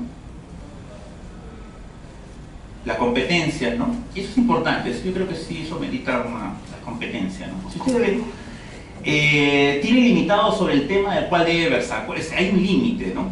Es lo que usted ha interpuesto como objeto de la apelación. Y ustedes se hacen memoria, siempre cuando un abogado le dan 10 minutos, a veces ni siquiera 10 minutos, 5 minutos, le dicen 5 minutos para que haga, ¿no?, su informe en la vista de la causa de una apelación. Los jueces son muy puntuales en decirle: doctor, se está perdiendo, ¿cuál es el objeto? ¿Cuál es su pretensión impugnatoria? Le dicen, ¿no? ¿Qué está impugnando, doctor? Porque yo veo que usted está hablando, y está hablando como si fuera al juez de fallo, ¿no? O sea, le está tratando de demostrar que es inocente, pero acá no se trata de demostrar que es inocente, sino lo que usted ha interpuesto una apelación y tiene una pretensión, y por lo tanto nosotros nos vamos a pronunciar sobre eso, ¿correcto? Y eso lo va a limitar. Sin embargo, si los jueces pueden encontrar que hay un tema de infracción de una legalidad procesal, ¿no? O sea, una cuestión de nulidades absolutas, insubsanables, también aunque no haya sido apelado, no haya sido, por ejemplo, vamos a poner un ejemplo muy simple, ¿no? Ahí había se quebrantó la audiencia, se quebró la audiencia, pero él, cuando interpuso su recurso de apelación, en el antiguo modelo se llamaba recurso de nulidad, no mencionó eso, pero al momento de hacer la revisión de la sentencia, ellos se dieron cuenta de eso, advirtieron que había habido una grave omisión de la legalidad procesal, gravísima, y entonces solamente le corresponde declarar nulidad, ¿no? ¿Se dan cuenta? Es decir, se pronuncia en principio el tribunal sobre lo que hemos apelado, pero si encuentra que existe una grave infracción que genera una nulidad, también podría, en este caso, revocar la resolución. ¿Qué podemos apelar? El 416, sentencias, autos de sobreseimiento, ¿no? Los autos que revoquen el tema de las medidas coercitivas, ¿no es cierto? Y todos los autos que expresamente se declaren apelables y que causen agravio. Los plazos. Para las sentencias, para el mandato de detención, para donde el juez resuelve declarar juzgada la prisión preventiva, Los plazos son los que puede ser una respuesta de... Los plazos son los que están en el código, ¿no? O sea, y se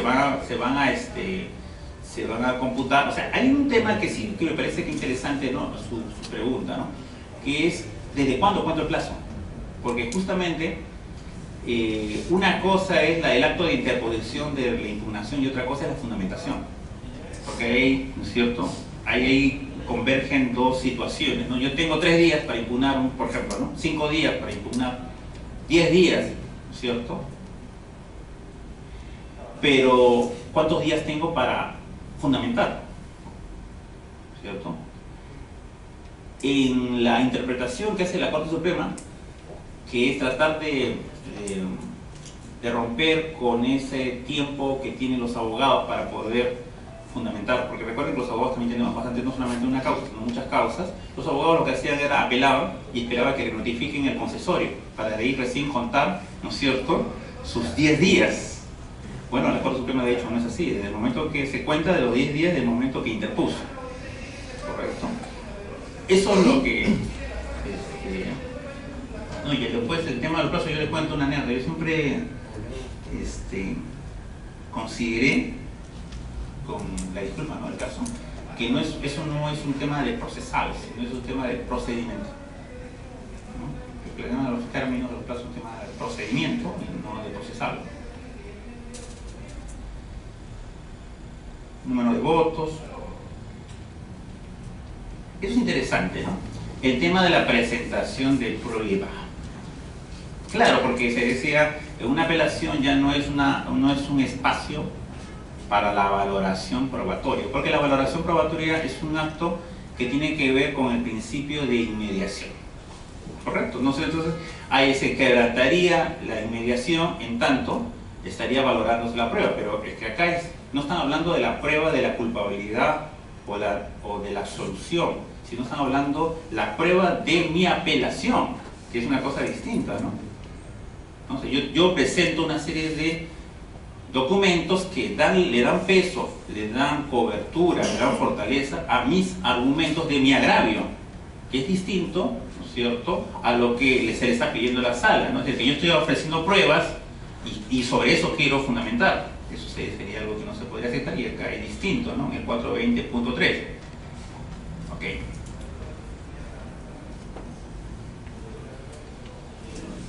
Bien. Es como una cita con alguien, cuando un varón enamoró a una chica, yo diría, hemos llegado a donde quería llegar. Hemos llegado al recurso de casación, justamente que era lo que quería llegar, porque me parece que tiene bastantes cosas interesantes, importantes, que si las compartimos nosotros podemos encontrar muchas posibilidades de litigio. ¿Okay? Vamos a ver algunas cosas que me parecen importantes.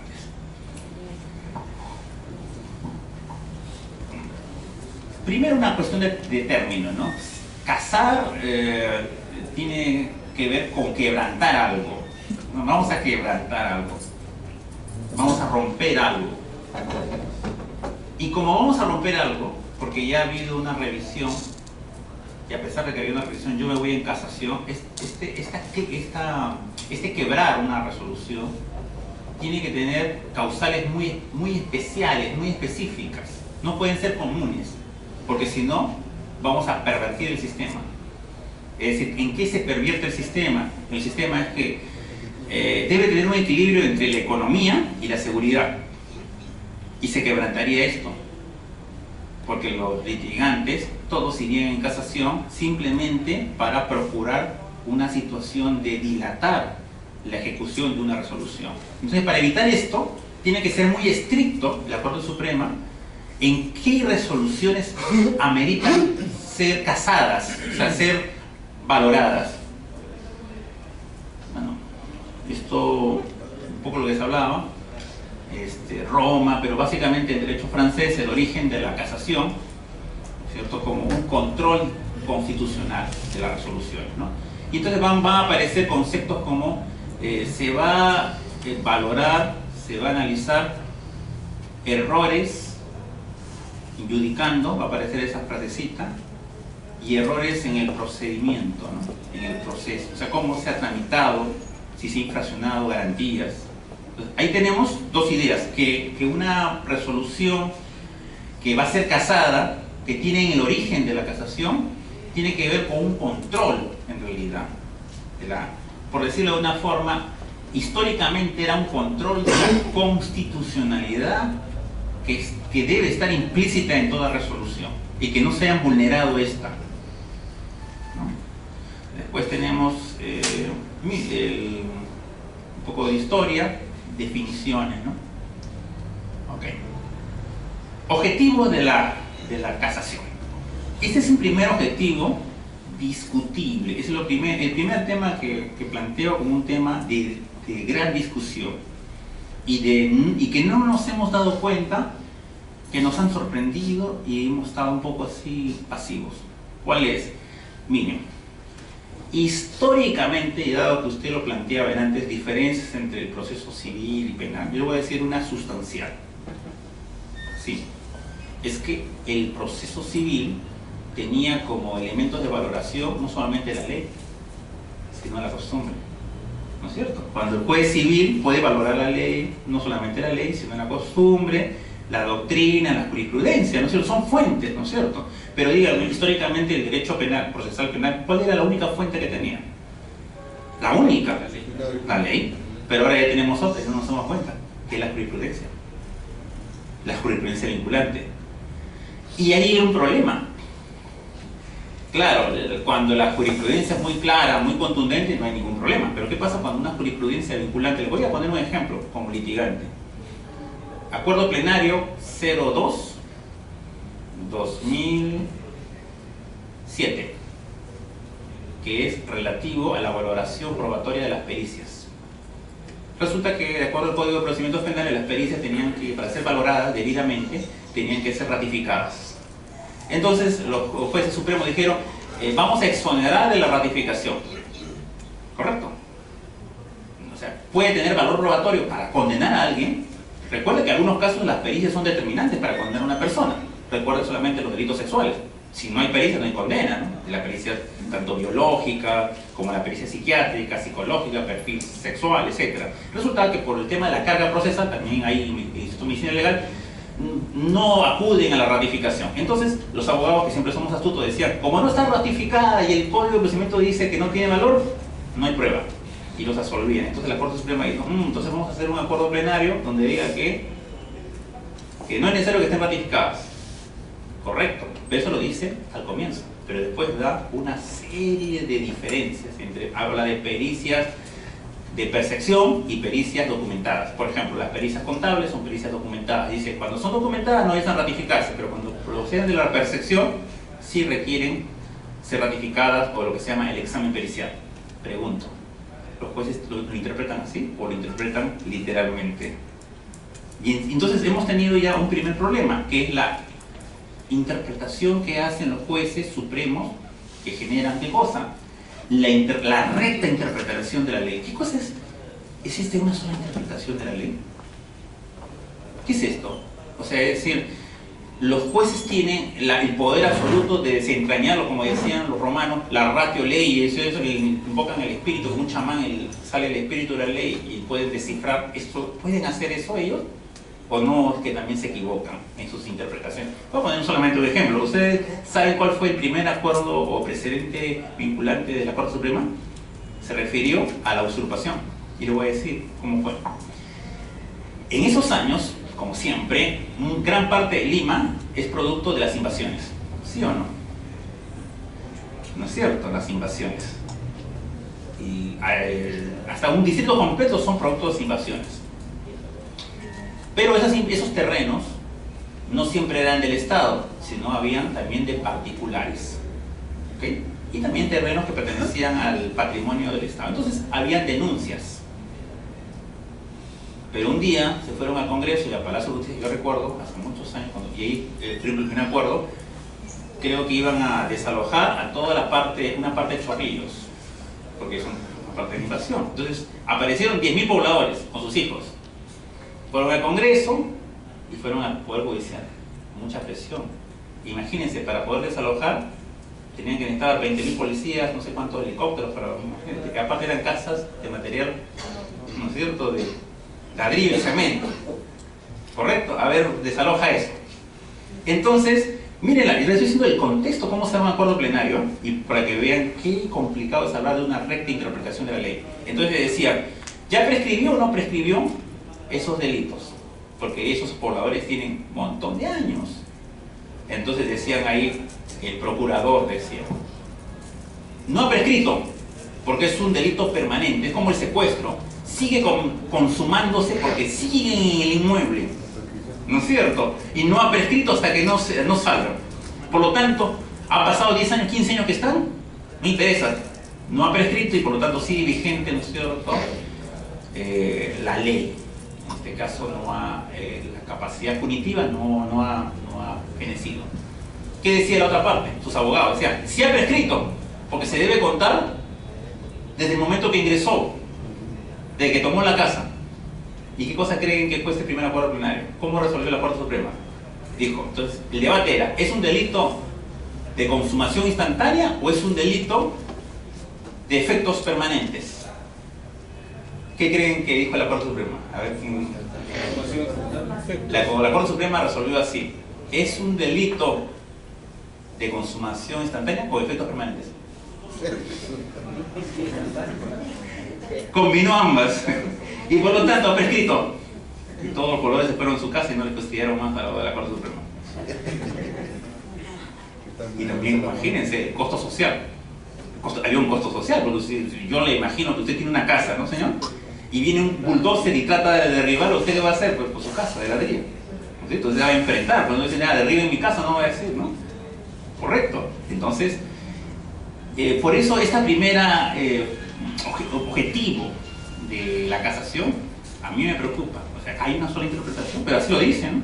Lo dice la doctrina, puede revisar todos los libros teóricos, ¿no?, de casación. Dice, la casación tiene como objetivo la recta interpretación de la ley, porque los magistrados supremos son una especie de, ¿no es cierto?, tienen contacto con el fuego sagrado de la ley, ellos van a interpretar correctamente la ley, no se equivocan nunca, como el Papa, la infalibilidad. Yo creo que eso no es cierto, se equivocan muchas veces, ¿no es cierto? Dice después, la uniformidad de la jurisprudencia. Necesitamos uniformizar. ¿Para qué? Para hacer predictibles las resoluciones. Siempre han escuchado eso, ¿no? Hacer predictibles, que no hayan resoluciones distintas. ¿Y usted? Si cada caso es diferente. O sea, esa pretensión de la... A ver, por ejemplo, hay delitos que generan controversia, ¿no? Hay mucha controversia. Por ejemplo, ¿quién me diferencia aquí en el público la diferencia que hay entre la tentativa de violación y el acto contrario al pudor? Díganme, ¿cuál es la diferencia? Objetivamente. Objetivamente. No hay ninguna. Porque tentativa de violación le agarró la pierna. Ese es para la fiscalía. Tentativa de violación. Este pervertido está agarrando la pierna con la intención de violarla. Para la defensa solamente hubo un tocamiento. ¿Correcto? Objetivamente es lo mismo. ¿Estamos? Y entonces, si la Corte Suprema dice, vamos a dirimir, porque hay muchos casos donde hay discusiones de los jueces, unos jueces le han considerado al momento de abrir proceso, autoprocesamiento, y al momento de resolver, han considerado esta conducta como violación en grado de tentativa, y otros jueces lo han considerado como acto contra el pudor. No puede haber esta situación, hay que uniformizar. Yo digo, depende, ¿no? Depende de cada caso, de cada situación. O sea, no siempre esa pretensión de uniformizar la jurisprudencia es posible, es un ideal de repente, ¿no? Pero no es siempre posible, porque no todas las cosas son iguales, son disímiles, son singulares. Esa singularidad de los casos hace que justamente la carrera de abogacía no sea aburrida, porque si todo sea predecible, ¿no es cierto? Alguien diría, caramba, pues ya vas a perder, entonces ¿para qué litigas? Si sabes que va a ganar siempre la fiscalía. Porque en nuestra carrera no hay una sola interpretación. Está de fiscal, la defensa, el agraviado tiene otra interpretación, y después otra, hay 4 por lo menos. Fines de la casación. ¿No? Ahí viene esto, ¿no? La doctrina dice eso, la defensa de la ley, la jurisprudencia uniformadora, la justicia del caso Congreso. Y después, en términos generales, los tipos de casación, ¿no? Podemos dividirlo, casaciones que tienen que ver con el tema de quebrantamiento de la forma. Y vamos a ver que hay casaciones que tienen que ver con el quebrantamiento del fondo, que es muy interesante. Yo lo he tratado de ver tema por tema. Sí, es un tema, ¿no? Inadmisibilidad de casación, no cumplir con los requisitos formales, de plazo, por ejemplo, causales, ¿no es cierto? Se refiere a las resoluciones que no se pueden impugnar en casación. Si hubiera, mire, es interesante, el referente hubiera consentido previamente la resolución adversa en primera instancia, o nunca, o sea, miren, apeló, pero nunca dijo nada de lo que ha dicho en casación, de lo que ahora aparece decir en casación. Tampoco le van a conceder, porque él debió decir ya desde la apelación, por ejemplo, han vulnerado el derecho de defensa, en el extremo que no me admitieron pruebas. Pero recién dice eso, cuando interpone su recurso de casación, la norma es muy clara. No se le concede, porque nunca mencionó eso, nunca dijo eso en su apelación. Y otros, carezca manifiestamente de fundamento, no tienen fundamento, puro palabreo, como dirían, relleno, no hay ningún fundamento, porque porque no confundan cantidad de hojas con fundamento. Y después tenemos la audiencia, ¿correcto? Hasta quiero llegar al el tema del reenvío. Eso puede ser interesante, ¿no? El reenvío del proceso sin reenvío y con reenvío. Obviamente cuando se habla de reenvío es para que se emita nueva resolución, pero también está la posibilidad de que no haya reenvío y donde la misma Sala Suprema resuelve y puede absolverlo. ¿Cierto? Tiene esas facultades, ¿no? Ok. Efectos, si está detenido la libertad, ¿no? Procedencia, eso todo en el código. Y lo que quiero llegar es a esto. Quiero llegar. ¿Cuáles son las causales? Vamos a ver una por una. Las causales de la casación. Vamos a ver la número 1. Todo esto es un arsenal para los abogados. Todo lo que podemos realizar. Número 1 dice, tiene que ver con que la sentencia o el auto ha sido expedido, dice con inobservancia, o sea, no ha cumplido, no ha observado alguna de las garantías constitucionales de carácter procesal o material, o con una indebida o errónea aplicación de dichas garantías. Veamos, ¿qué podría estar refiriéndose a este argumento? ¿Qué podría usted poner como causal? Como si fuera un taller práctico, ¿usted qué pondría en su recurso? Porque eso es una cuestión abstracta. Ahora concrételo. Entonces yo encuentro, puede que estaba refiriéndose, por ejemplo, vulneración de algunos derechos. Por ejemplo, temas que van desde procesos que se han dilatado demasiado, ¿no es cierto? Lo que se llama que tiene que haber un plazo razonable para un proceso, si no se ha cumplido, ¿no es cierto? Me ha generado una carga, ¿no es cierto?, muy grave. El tema que tiene que ver con la asistencia de un abogado, ¿no es cierto? No se le ha permitido acceder, por ejemplo, a copias, cosa tan simple como no se le permitió acceder a copias para poder ejercer en igualdad de armas. Se ha quebrantado lo que se llama la igualdad de armas. Armas en el sentido de que el fiscal te lleva el expediente a su casa, te puede hasta llevar el expediente a su casa, ¿no? Y donde yo tengo que revisarlo en una salita incómoda de 2×3, y no es cierto. En cambio, ¿por qué no puedo pedir copias? Entonces, el nuevo código, justamente a diferencia del antiguo, permite sacar copias, ¿no? Entonces, sí quería preguntar a usted. Sí, normalmente todos estos agravios, al pasar ya por la instancia, deberían estar resueltos. Sí. Entonces, ¿cómo se explica la casación si esto ya fue no grave? Interesante lo que usted dice. Bueno, porque la respuesta sería, digamos, en principio porque existen recursos que están advirtiéndose fallas estructurales en la tramitación y en lo que es la administración de justicia. Son fallas estructurales del sistema, que los asumimos como tales, ¿no? Y esas fallas estructurales tienen que ver que el derecho de defensa es tener un abogado, pero no tener uno bueno. O sea, que ustedes revisan, ¿no?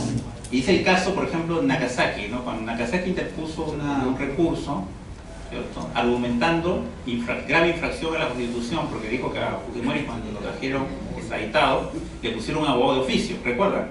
Estuvo 2 días como abogado de oficio. Entonces él pidió la nulidad de una serie de actos procesales, o actos no procesales, de investigación, porque consideraba que se había infraccionado. Entonces le contestaron, y yo creo correctamente, a Nagasaki, que el derecho es tener un abogado, no tener uno bueno. Y si ha tenido de oficio es porque él no exigió tener su abogado, ¿cierto?, por alguna estrategia, ¿correcto? Entonces, ¿qué pasa? El sistema tiene una serie de imperfecciones que pueden ser ya estructurales, como la primera, y la otra es en la tramitación misma. Y ahí se pueden afectar una serie de derechos. Puede ser por omisión, o sea, inobservancia, o también por aplicación. Hay una aplicación, puede ser abusiva. Por ejemplo, yo le diría, el debate de las cuestiones de hecho, que son tan trascendentes de un proceso, deben ser tomadas en cuenta en una resolución. ¿Algo? Pregunto. ¿Algo? ¿Sí o no? O sea, le pregunto, o sea, las cuestiones de hecho deben ser tomadas, y si no son tomadas en cuenta, o solamente en parte, ¿están infraccionando una garantía constitucional? Entonces, claro, o sea, es decir, no tiene que ver necesariamente porque los jueces tengan una predisposición contra usted, o sea, con su caso, ¿no? Puede ser que el mismo sistema es lo que está produciendo. O sea, el sistema produce una... si el sistema peruano, ¿qué tipo de auto produce? ¿Un auto malo, no funciona, o produce un Volkswagen de la industria alemana? O sea, usted responda, o sea, el producto, o sea, vea el sistema judicial como si fuera una empresa que tiene un servicio, y este servicio que brinda no es de calidad, no pasa. Miren, si la primera reforma del Poder Judicial sería que pase por las normas del ISO, a ver si resisten el ISO, ¿no es cierto?, que es control de calidad en la gestión de los procesos.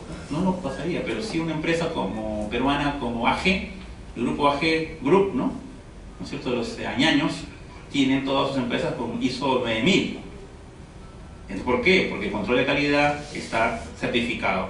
Entonces, esa falta de control de calidad, porque no hay calidad, hace que haya una serie de violaciones o vulneraciones de las garantías.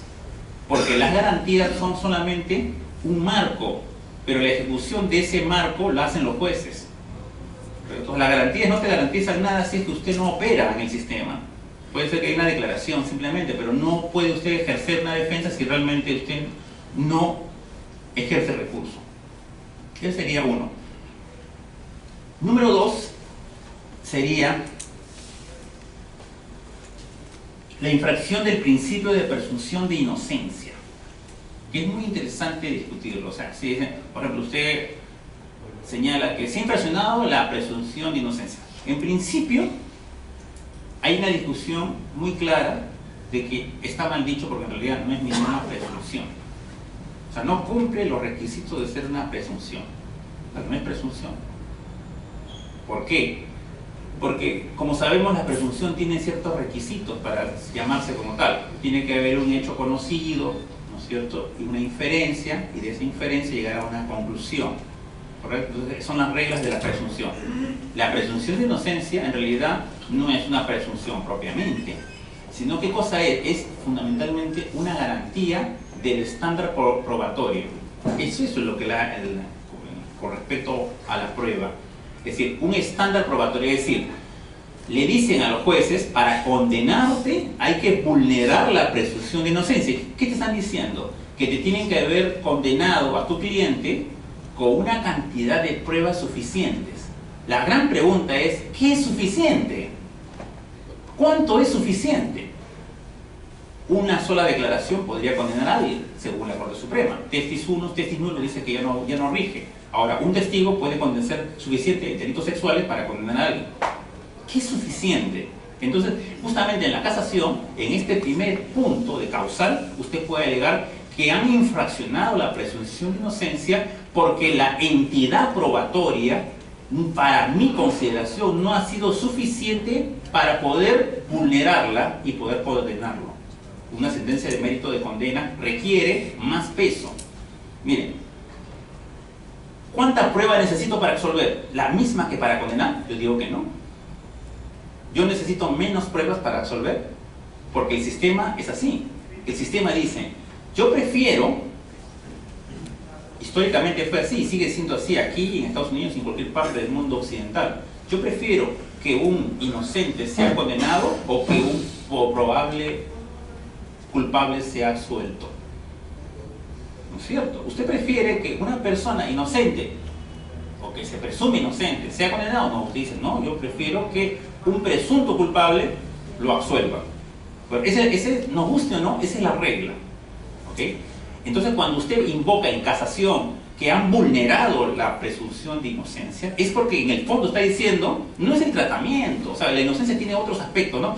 Lo traten como inocente, con respeto, con dignidad, pero es un tema ya constitucional. En el tema estrictamente penal de la casación es qué cantidad de pruebas han tenido los jueces para poder condenarlo, y si esas pruebas son suficientes o no. Y esto es una gran discusión, porque es una discusión que no tiene una regla clara, ¿no es cierto? Porque tiene que ver con la certeza probatoria, lo que se llama, ¿no es cierto?, la comisión probatoria. Yo le pregunto algo. Dice, cuando haya duda, porque la presunción de inocencia está muy vinculado al indubio. ¿correcto? Son cosas distintas, pero vinculadas. ¿Y el indubio qué cosa es? ¿Que cada vez que hay una duda deben resolverlo? ¿Quién le ha dicho eso? Si usted cree eso, está equivocado, porque todos los días en el Poder Judicial condenan a alguien a pesar que hay dudas. Y además, en la sentencia histórica, porque hay una sentencia histórica de España, ¿no? Ponente el profesor Enrique Zapater, caso del Colsa. Recordarán ese caso histórico, donde 300 personas fallecieron por una intoxicación y 10.000 fueron afectadas. Envasaron unos aceites industriales y los convirtieron en aceite comestible domésticos, en un acto criminal. Murieron 300 personas, pero ¿qué dijeron los abogados de la defensa? Que eran industriales, lo contrataron a los mejores abogados. Siempre estamos de acuerdo, pues decir círculo de Dante, ¿no es cierto? Estamos ahí con los malos, no solamente defendemos a los buenos. ¿Qué dijeron? ¿Qué diría usted como abogado? Con astucia. Dijeron, no se puede probar que la molécula de esas sustancias sea tóxica, porque la pericia oficial decía que era tóxica. Ellos trajeron al mejor biólogo que era premio, no sé, en España, y hicieron una pericia de parte, hicieron debate pericial y nunca se pusieron de acuerdo. ¿Por qué? Porque no se podía hacer una demostración en laboratorio. Es un sentido común. El juez no podía, se llamaría prueba prohibida, porque afectaría la dignidad y autopuesta en peligro de un ser humano. Entonces, a ver, que un voluntario como Daniel García Carrión tome el aceite. Si no se muere, probamos que, ¿no es cierto?, que son inocentes, y se muere, que es culpable. No se puede hacer eso. Entonces, la única manera de probar la responsabilidad, ¿cuál es? Con pericia, ¿no es cierto? Pero ¿qué pasa? Habían dos pericias, una de ellas decía lo contrario que la otra, y los dos eran de autoridades. Y le pregunto a usted, ¿deberían absolverlo por duda o no? Pero los condenaron, y los condenaron bien. Y lean esa sentencia, porque Enrique Bacigalupo Zapater dijo que algo que era cierto y que siempre escondimos. Él dice en esa sentencia, en un párrafo de sus considerandos, que no se puede exigir en ningún proceso penal certeza absoluta, que no existe certeza absoluta, que siempre habrá alguna duda, pero no se trata de eso, sino se trata de establecer verdades. Eso es una cosa concreta. ¿Y cuál es la verdad? Que murieron 300, pues, y que se enfermaron 10.000, esa es la verdad. Y lo otro es un tema de abogados, ¿no?, que siempre hacemos, ¿no?, que se creó la duda y por lo tanto, como hay duda, deben resolverlo. No. Entonces dijo, la valoración de la duda es un tema nociológico, de conocimiento del juez, que está dentro de su libertad probatoria de valoración, porque no es un tema de prueba tasada. Recuerden que nuestro sistema de prueba no es prueba tasada. O sea, prueba tasada, para los que no recuerdan ese concepto, es una prueba que vale por lo que dice el legislador. El legislador le da un valor previo. En cambio, en otro sistema es un sistema de prueba libre, porque el juez valora libremente. Ahora, en esa sentencia dice algo que nuestro código ha dicho, y lo repite como 5 veces. Los jueces son libres, pero no libérrimos. ¿Cuáles son las limitaciones de su libertad? Tiene 3 limitaciones. A ver, ¿cuáles son esas 3 limitaciones de su libertad? Número 1, ir contra la ciencia. Número 2, ir contra la lógica. Y número 3, ir contra las reglas de experiencia. Pues, usted puede pensar lo que quiera el juez, pero el juez no va a decir donde es negro o blanco, pues. ¿Correcto? No va a ir contra la gravedad, va a decir el señor que no lo tiraron del palco, sino voló. No, pues no.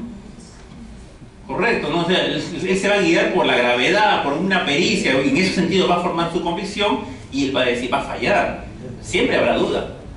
Siempre habrá duda. Le pregunto algo. Eso es lo que vamos a ver con el tema de la acción de revisión, ¿no? Siempre hay duda. Res judicata et veritate, ¿no? Lo que está en una sentencia se toma por cierto, ¿no? ¿Correcto? Pero será así. Ejemplo, ¿quién mató a Juan Banchero Rossi? No me diga lo que usted cree. ¿Qué dice la sentencia? Juan Vilca y Eugenia Cesareo. No, pero hubo un complot. No me interesa. Res judicata es veritate. Lo que está en la sentencia es la verdad. Esa es la verdad. Y lo que nos interesa a los abogados es esa verdad. ¿Por qué? Porque hay una distorsión de la palabra o del objeto del proceso penal. En realidad el objeto del proceso penal no es buscar la verdad, ¿sí? Porque ese tema, la búsqueda de la verdad es un tema de derechos humanos, más fundamentalmente. Si no se busca lo verdadero, que no es lo mismo. Le voy a decir la diferencia. La verdad es la suma de muchas cosas. Por ejemplo, usted llega a su casa y se descubre que su esposa es infiel. Una cosa terrible. ¿Cuál es la verdad? Ah, me fue infiel. ¿Eso no es la verdad? Habría que ver cuáles son los motivos, si hubo conflicto de pareja, si eso venía de una venganza, etc. Esa es la verdad. La verdad. Descubrir la verdad es muy caro y demora mucho tiempo.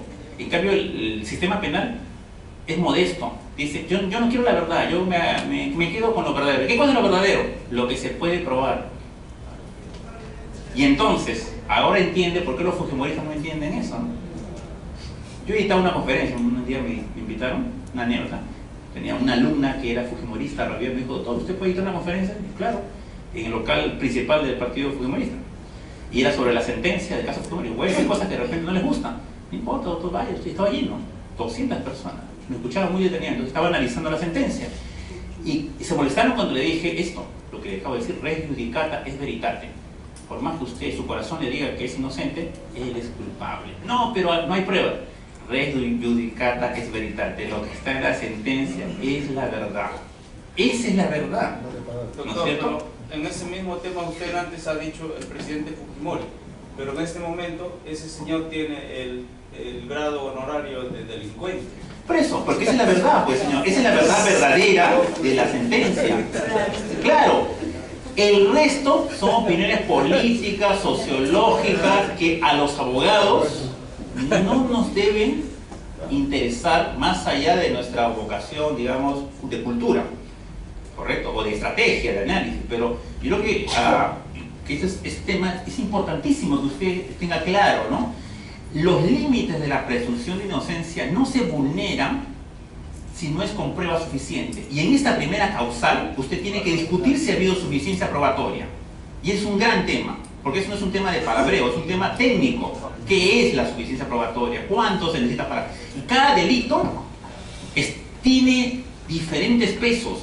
Por ejemplo, vamos a poner un ejemplo, dos tipos de delitos, uno fácil de probar y otro difícil. Fácil de probar, lo que usted mencionó, conducción en estado de ebriedad. ¿Cuál es la prueba que se requiere? Nada más.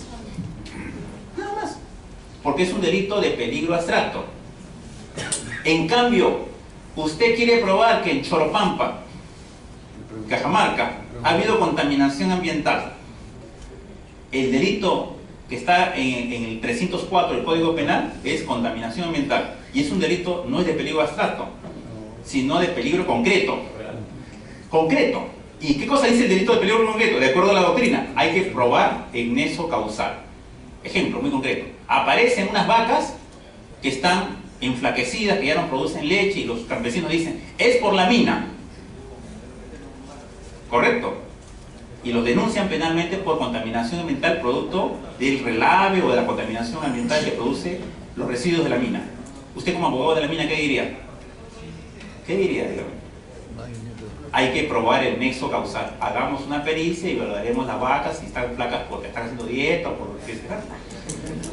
¿Sí? Pero, ¿no es cierto? Es decir, a ver, la cantidad de suficiencia probatoria en algunos delitos es mayor que en otros.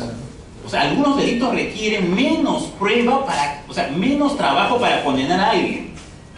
Y otros delitos requieren mayor, o sea, estamos hablando de la suficiencia probatoria, tratando de darle algunas... Pero depende, doctor, depende de cómo lo ve. Porque ese tipo de delitos, no, señores, aprendan, si ustedes quieren ser buenos profesionales. No, sin diálogo, sin diálogo.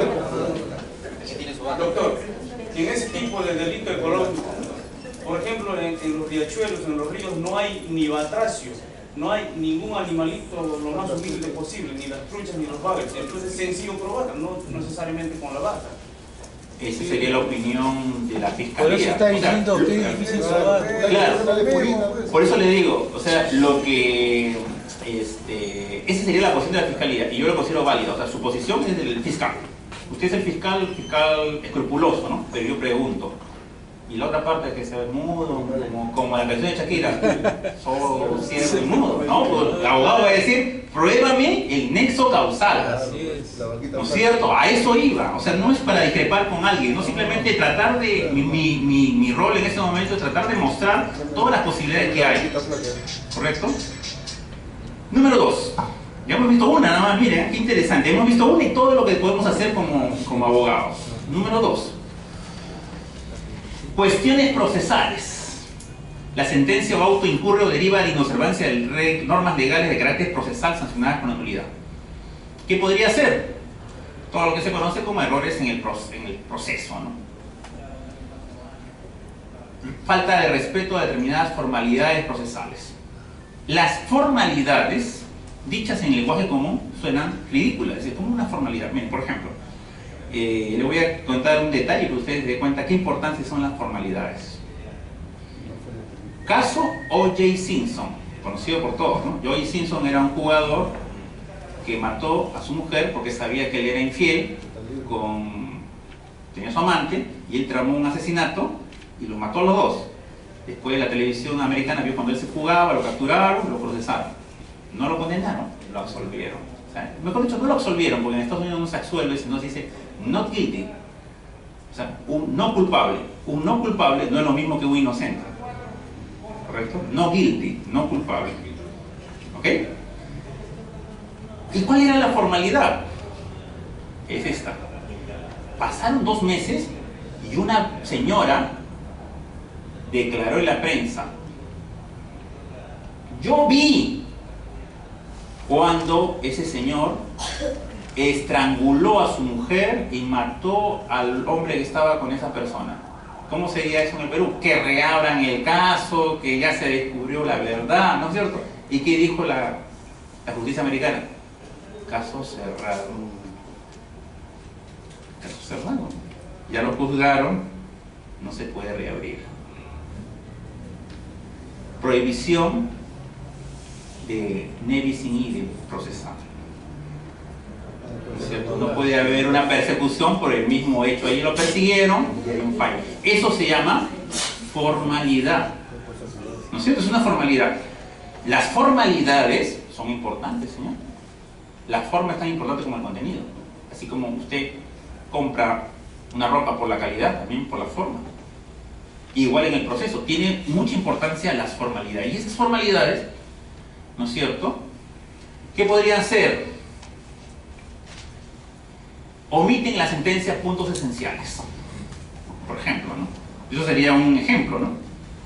Usted podría ir en casación porque hay un punto esencial donde hay una omisión procesal. O sea, no se ha pronunciado sobre estos extremos en la resolución. Manifiesta contradicción entre los considerandos y los supuestos fácticos.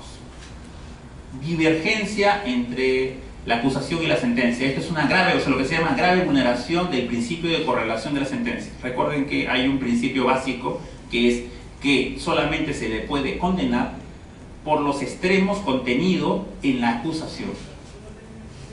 Entonces puede ser que la sentencia pues haya graficado lo que hubo en las audiencias, pero ¿qué pasaba? Eso no está contenido en la sentencia, en la acusación, perdón. Entonces no lo pueden condenar si no ha habido una ampliación de acusación. Entonces, ahí podría haber una vulneración de una cuestión que es de forma. ¿Cierto? Número 3. Esta también me gusta a mí bastante. Esta a mí me parece muy interesante. Lo que se conoce como errores, ¿no es cierto?, en la interpretación de la ley penal. Qué interesante esto. ¿Cuáles serían los errores que pueden haber de la interpretación de la ley penal? Muchísimos. Voy a mencionar solamente algunos. Mira. Primero, error en la tipicidad. Usted puede ir en casación porque considera que lo han procesado a su defendido por un delito que no le corresponde. Pero usted, ¿cómo usted diría, me preguntaría, doctor, ¿cómo va a ser tan lerdo si no se equivoca? Les cuento algunos detalles. Pregunto para todos. Usted tiene una empleada doméstica que usted le da 200 soles y dice: María, anda, compra con estos 200 soles toda la semana. Pero María, como se la trata mal, se queda con el dinero. Pregunto, ¿hurto o apropiación indebida? Acá dicen hurto, ¿no? No hay nada. No, sí hay. Pero yo le quiero decir, solamente con ese ejemplo, que puede haber discusiones de tipicidad. Y no es solamente en ese caso, sino en muchos casos. ¿Por qué? Porque las normas convergen unas con otras y unas están contenidas en otras y hay discrepancias sobre la interpretación. Puede haber concursos aparentes, lo que se llama concursos falsos. O sea, es decir, algo que parece un concurso, pero no es un concurso, sino es un tema de juicio de subsunción, está mal hecho. Yo recuerdo una anécdota. Un día vi un expediente y entonces, ¿qué pasaba? Era un jubilado, un día fue a cobrar su pensión y cobraba 500 soles y le dieron 5.000.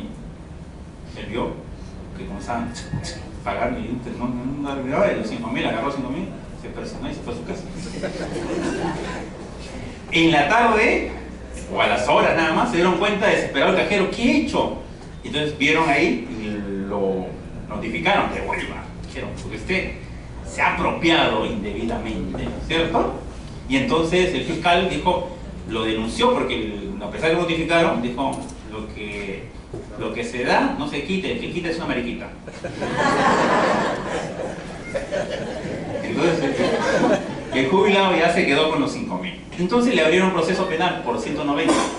Escuchen bien, ¿eh? 190. Pasó, el fiscal acusó, pedía pues 4 años y que devuelva los 5.000, ¿no? Bueno, descontando los 500, 4.500 en realidad, ¿no? Porque le correspondía 500, pero indebidamente, ¿no? Se agarró 5.000. Y con un abogado lograron que lo absuelva. ¿Cómo lograron que lo absuelva? Porque el juez dijo, hay un juicio de tipicidad falso, porque él no tenía el título de recepción. Es decir, el delito de apropiación indebida se da cuando alguien tiene la obligación de dar, entregar, devolver, y aquí no se da ese título de recepción. Pero usted revisa bien el código, sí existe ese delito. ¿Y cómo se llama? Se llama apropiación ilícita por error, y eso es 192. Es un problema de juicio de tipicidad. Otro ejemplo, otro casito. Un día hacen una batida en Azángaro y encuentran una serie de documentos falsos y también encuentran sellos. No sé si para ayudarlo o por corrupción o lo que fuera, los procesan no por el artículo 427, sino por el 438. ¿Y qué cosa dice el Código Penal con el 438? Falsificación, dice, de estampillas y sellos. Escuchen bien, estampillas y sellos. Entonces los absuelven porque decían que un sello se estaba refiriendo al sello postal y no al sello. Problemas de tipicidad, ¿no es cierto? O sea, de interpretación de la tipicidad de una norma, que pueden ser innumerables, ¿no es cierto? Un número. Podemos estar toda la tarde hablando de eso, innumerables casos, ¿no? ¿Qué más? Problemas de inobservancia de una eximente de responsabilidad penal. Por ejemplo, puede ser que no tomó en cuenta, el momento de resolver, que no se dio cuenta que el imputado siempre alegó estado de necesidad. ¿Cierto? Entonces aquí había una inobservancia en realidad. Después, al momento de resolver, no tomó en cuenta que había una alegación de estado de necesidad, o de que obró conforme a derecho, o de que existía una eximente por parentesco, por ejemplo, en el delito de encubrimiento. En el delito de encubrimiento, ¿no es cierto?, es una eximente absoluta. Porque ustedes, esposa, familiar, amigo al final de cuentas, vinculado, dice el código, ¿no? Entonces usted esconde a alguien que está perseguido, es un encubrimiento personal. Entonces le van a denunciar, pero usted saca el código. ¿Qué dice el código? 405. Eximente. Entonces el juez lo ha condenado y no tomó en cuenta el eximente, causal de casación. ¿Se dan cuenta? Entonces hay diversas causales que usted puede utilizar. Y error también que puede ser lo que llamamos clásicamente un error de derecho, porque hay una falsa aplicación de la norma jurídica, hay una hipótesis que no corresponde, ¿no es es cierto?, esos juicios equivocados. Y también puede ser un error en las consecuencias, en la deducción de las consecuencias de una norma. Eso también es interesante.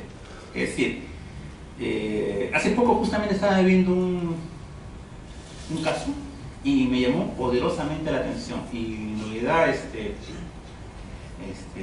hasta he tenido pesadilla con este caso. Le voy a decir el artículo y ustedes también van a tener, si ustedes se pongan a leer, pesadilla de este caso. Es bien complejo y siendo simple. 430 del Código Penal. ¿Y qué dice el 430? El 430 dice que comete el delito quien suprime, destruye o oculta un documento. Pero qué interesante, eso no es lo interesante del caso, lo que me ha dado un dolor de cabeza, sino dice a continuación, con la pena del 427 o 428.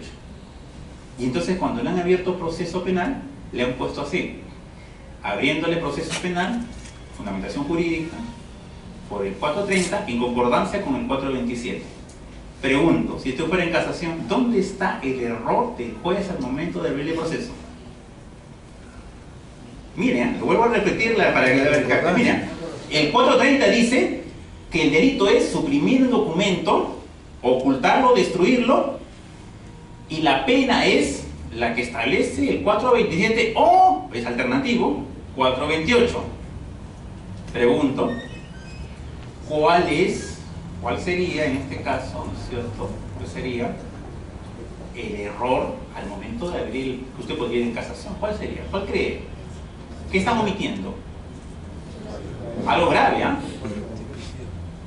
Dice, en concordancia con el 427, así lo han puesto el juez. ¿Cuál es el error? Que le habilitaría que usted vaya en una sección de naturaleza de acción, un recurso, una serie, ¿no? Pero de repente no le hacen caso y ahí está afectando. ¿Cuál es? No indica el párrafo, porque el 427 tiene 3 párrafos. Recuerden el habeas corpus de Margarita Toledo, se tumbó su proceso porque le abrieron por el 427 y no mencionaron si era el párrafo primero o segundo, porque cada párrafo tiene una pena distinta. Entonces, si el tipo penal no te menciona la pena y te manda para el 427, es obligación del juez decirte qué párrafo, porque si no, ¿cómo vas aparte está afectando el derecho de defensa, porque no sabes con qué párrafo te puede condenar a tu patrocinado? ¿Se da cuenta? Le has encontrado entonces un error que puede ser materia de una casación, ¿no? Ese es el derecho, el mundo pues de la creatividad, de la capacidad de, ¿no es cierto?, de mirar las cosas, ¿no es cierto? Me están pidiendo que corte, creo, ¿no? Estamos haciendo señas o no sé si miran. ¿Sí? ¿Terminamos? No, ya estamos, porque son las 5 para las 9. Sería como por edad, me quedo, ¿no? Pero deberes sagrados me... Bien, tiene para... yo les hago... Bueno, yo quería para terminar decir lo siguiente, solamente, ¿sí? Para minutos. Ahí he puesto algunos ejemplos ayer. Por ejemplo, quería terminar con esto. Esto es lo que quería terminar. Defectos de la motivación por falta de logicidad de una sentencia. ¿Qué es esto chino? Los jueces que los abogados ahora tenemos que saber lógica. Sí, señores. Porque si sabemos lógica tenemos otra herramienta para interponer una casación. ¿Qué cosa es una resolución manifiestamente ilógica? ¿Qué cosa es la lógica?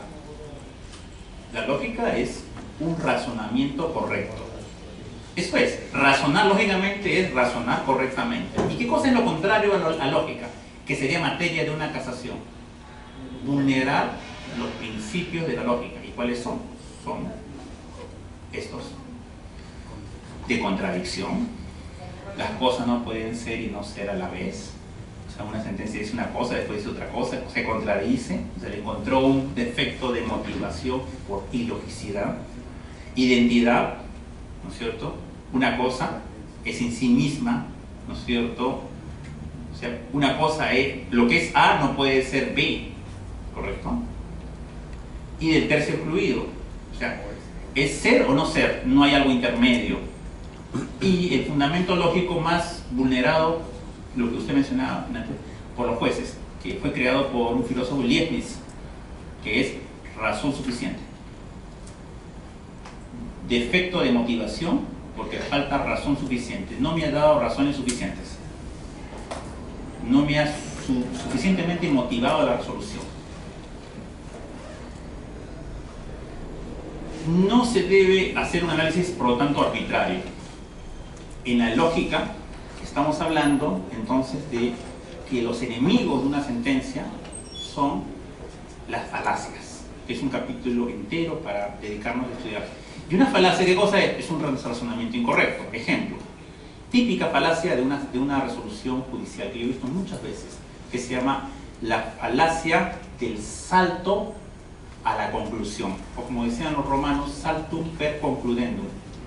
Es decir, dice, estando probado que, tal, ¿no han visto que siempre dice? Y bueno, concluyendo, pregunto, ¿y dónde está probado? No se dan cuenta que está la trampa. ¿Dónde lo probó? ¿Dónde dice? ¿Dónde analizó que estaba probado? Pero él saltó de frente que está probado. Salto per concludendo. Una falacia, muy típica, ¿no?